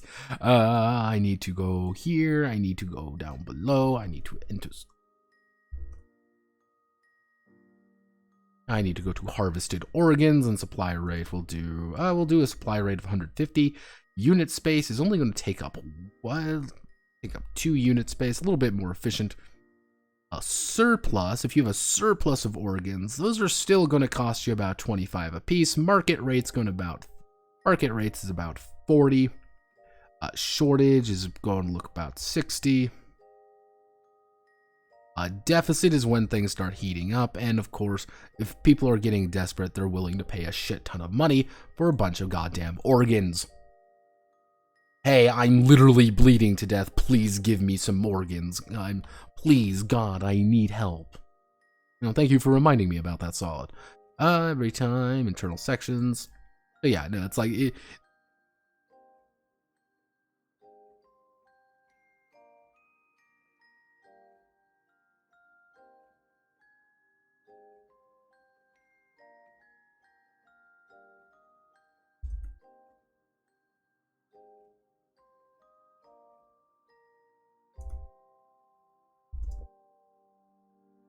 Maybe this may seem to be squeezing the Void Hunters dry, but the goal is to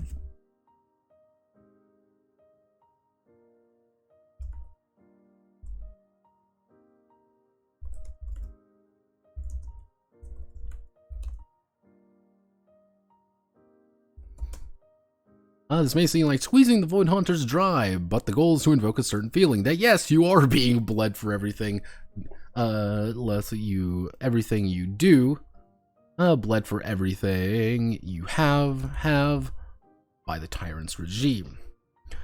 Being friends with dock bosses, actually with port masters. Being friends with port masters or themselves will lower the maintenance costs. Cost of certain shit will lower the maintenance costs over time.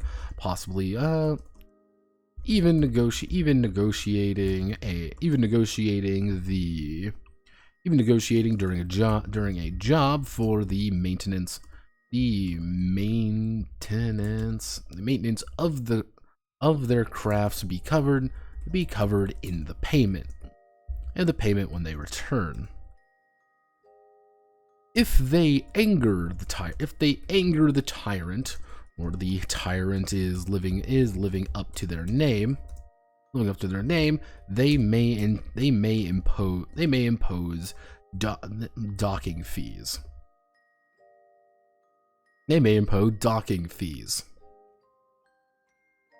The docking fees come in one of three states, depending on the tyrant's mood. And personal needs. Which is going to be light docking fees, which is going to be 100 marks, which is going to be 150 marks. With 10 marks a day, with 10 marks daily. We're going to have it would be light tax. It pretty much is a tax. It's less like everything you do is going to have a tax on it. Light is going to have that. It wouldn't be average. It would be medium. Kind of more medium is going to be about 300 marks.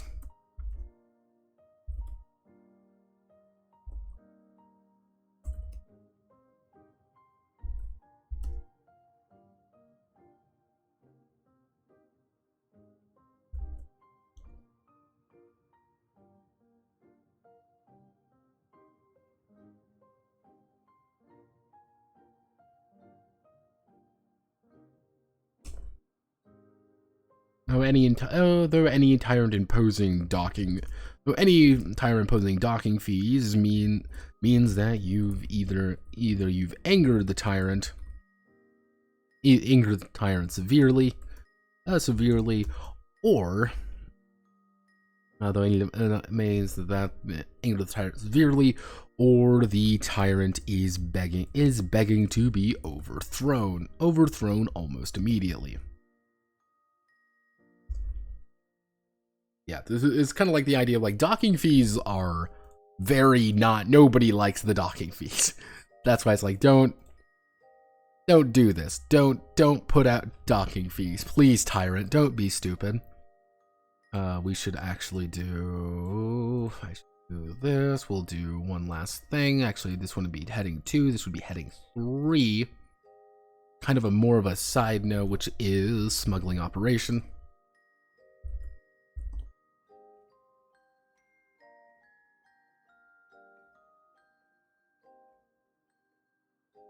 Void Hunter managed to land in a port not control. Land in a civilized port. They will have.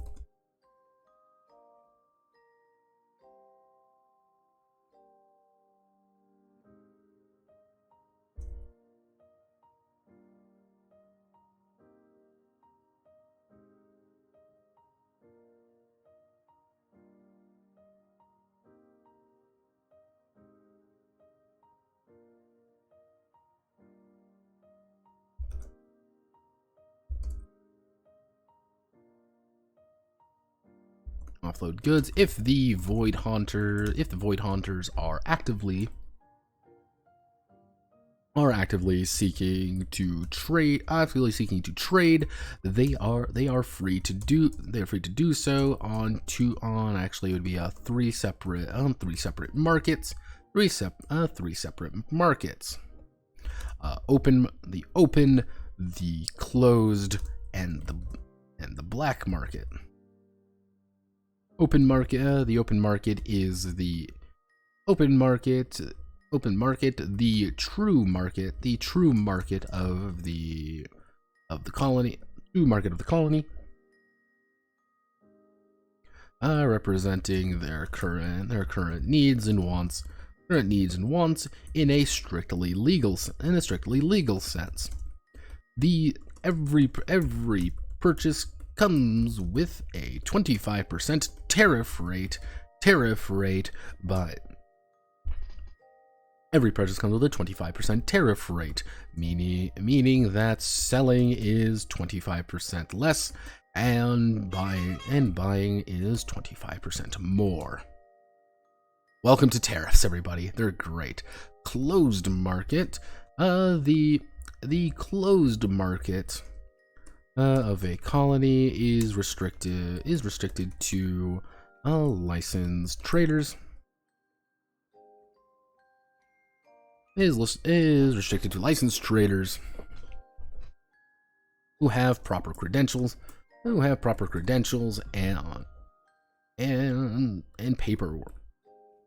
paperwork.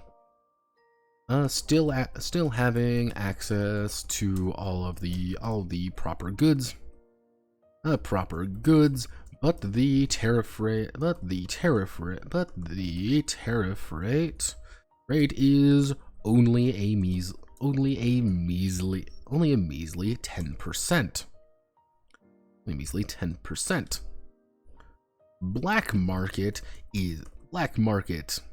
the hidden market of a colony, and the ability to find illegal substances and goods for sale, as well as selling them without attracting the ire of the authorities.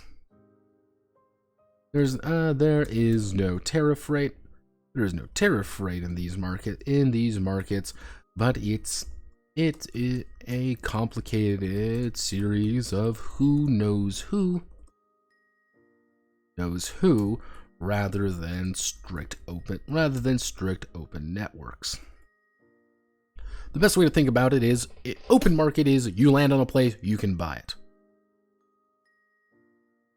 Let's see. Artemis Royal Tide. They manipulated lofty white wings, a couple thyroid glands, as long as you can hold it down. God damn it. You really can't exploit word docking in your games, can you? Damn, no. So pretty much the idea is the open market is you can buy anything currently kind of on the market here. So it's like, oh, hey, this place has civilian goods at a surplus. I can buy civilian goods surplus. However, let's say, for example, I want to buy, these. So let's say I buy 100 units. Let's say I buy 100 civilian goods and it's going to take me a total of about 200 marks. Not too bad. Like, okay, I'm making pretty good. And I'm going to, all right, I back home, they're desperate. They're going to need these. Okay, good payment. I'm going to have to pay a 25% fucking fee on that. And let's just do this. I'm going to need to pay 50 extra marks in just raw tariffs. That's not very good. We don't want that. That sucks. That really sucks. However, the closed market, on the other hand, that's 200 marks, is only going to be 10%. So it's only going to be, I believe that would be, instead of 25, it would be just 20, right? Yeah. It would only be 20 marks. Okay, far better. However, on the 100 civilian goods, 200 marks on the black market is just 200 marks. However, I need to talk to a guy named San Domingo, and San Domingo is a tattooed drug addict who's willing to sell me all these things from a very suspicious looking box which he keeps next to all of his harvested organs. And it's like, oh, that's great. That's just fucking dandy. You're a goddamn psychopath, aren't you? And it's like, yes, I am. That's kind of the idea. Like, making it's a little bit more expensive, and it's like, fuck me. But oh, to get the super cool clothes market, you're gonna need a license for it. Have fun. You have a license, right? You know, they just have to do a few background checks on you. That's not that bad. Anyone can get one of those licenses, right? You're not a criminal, are you? It's like, oh yeah, oh, that's awful. Oh, I didn't need this. Okay, so we got basic smuggling operations. What else do I really need?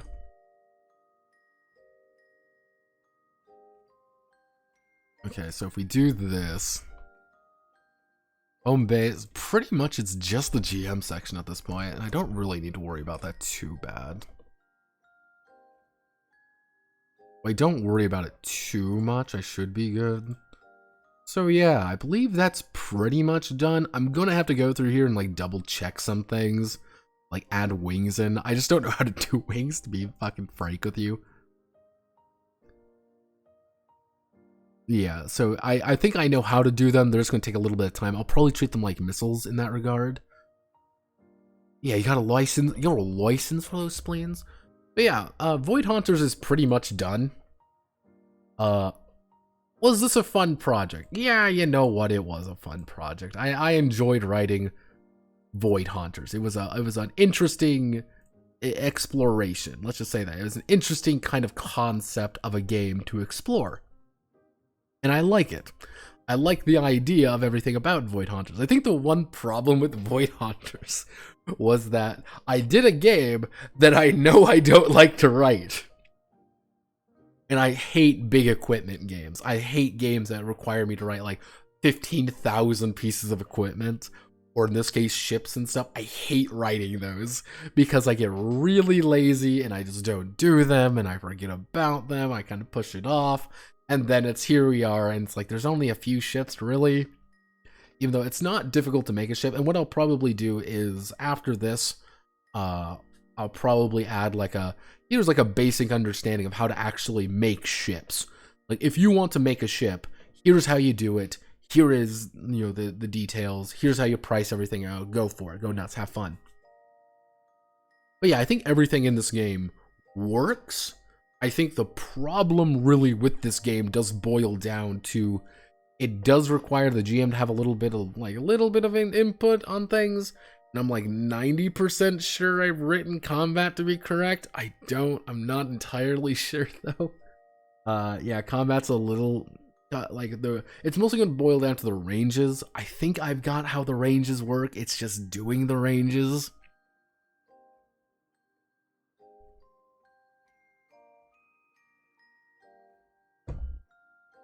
Yeah, with this kind of game, it's like you need to have money. You need money, you need resources. It's monetary systems, like mostly when it comes to games like this, where it's like money is power. That's how you really advance in this game. You're not really advancing by virtue of like, oh, I've gotten 100 XP, I can level up. Ho ho ho ho ho. No, it's like, no, you're not. That's not how that works. Yeah, kryptonite is my kryptonite. Well, I have someone who agrees with me. Fuck. But yeah, no, it's I think that's really the only issue with Void Haunters is that I could probably add more, but I'm probably just gonna outsource it to people because I'm incredibly fucking lazy. But yeah, that's pretty much Void Haunters. It went pretty well, honestly. I think it went pretty well. Perfect? No, but I think it went okay.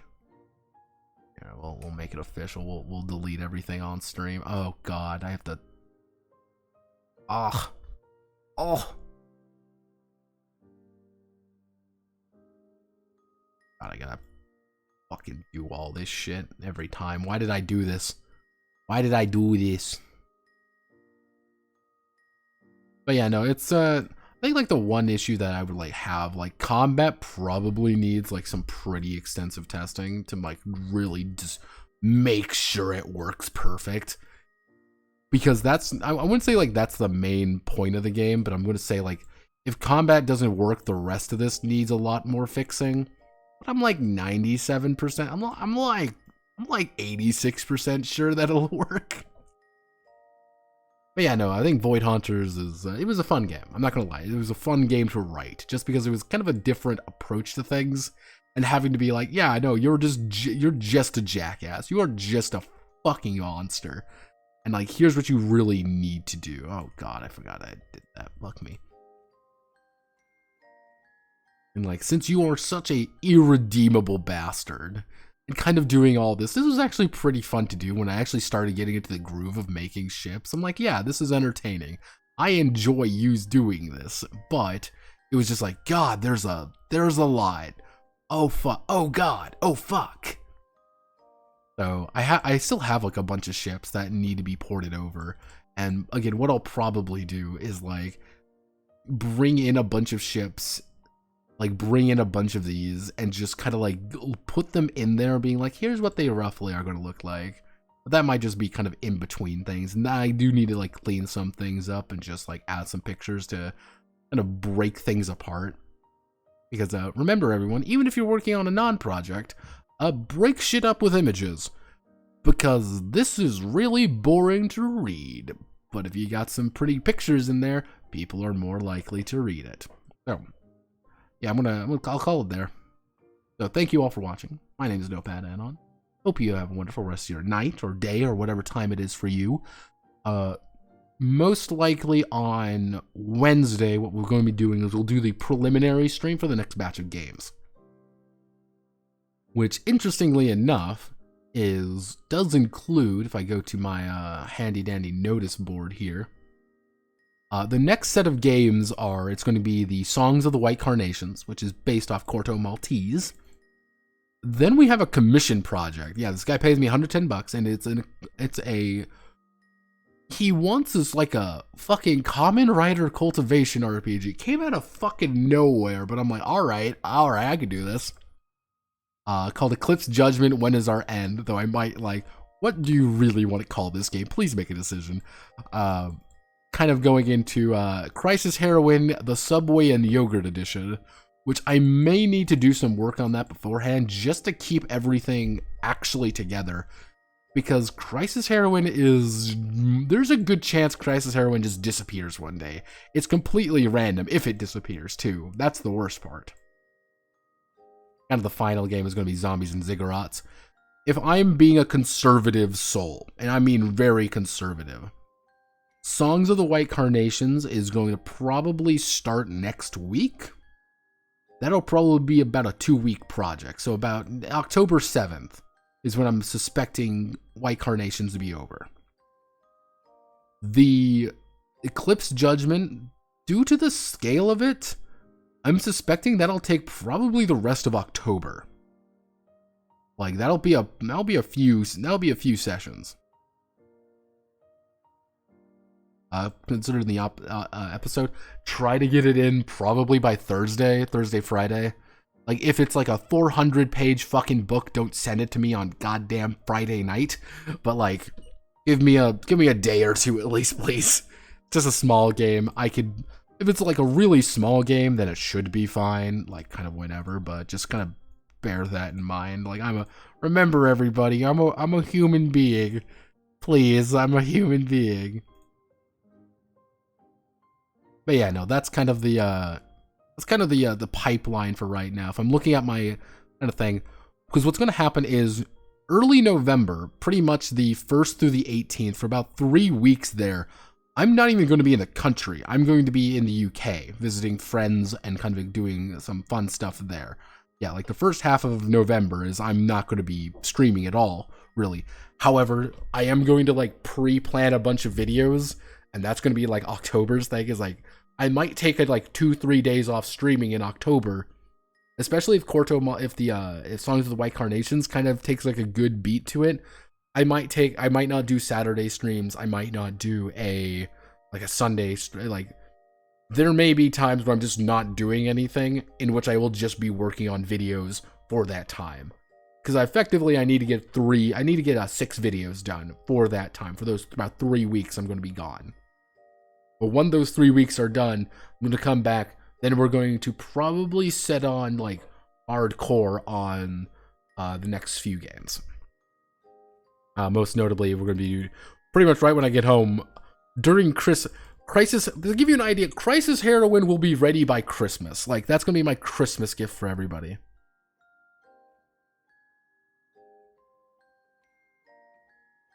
Hey, if you do, you do. You don't, you don't. I mean, even if you don't have it like fully complete, don't hesitate to send it to me. I will still look over it.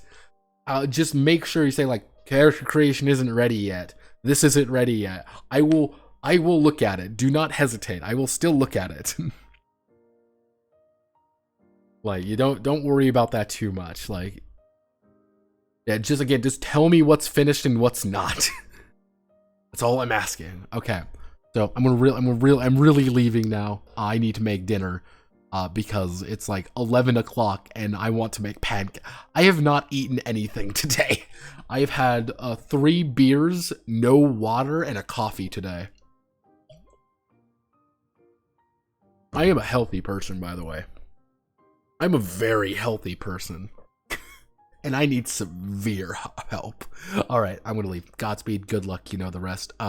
Wednesday will be Dawnline video as well.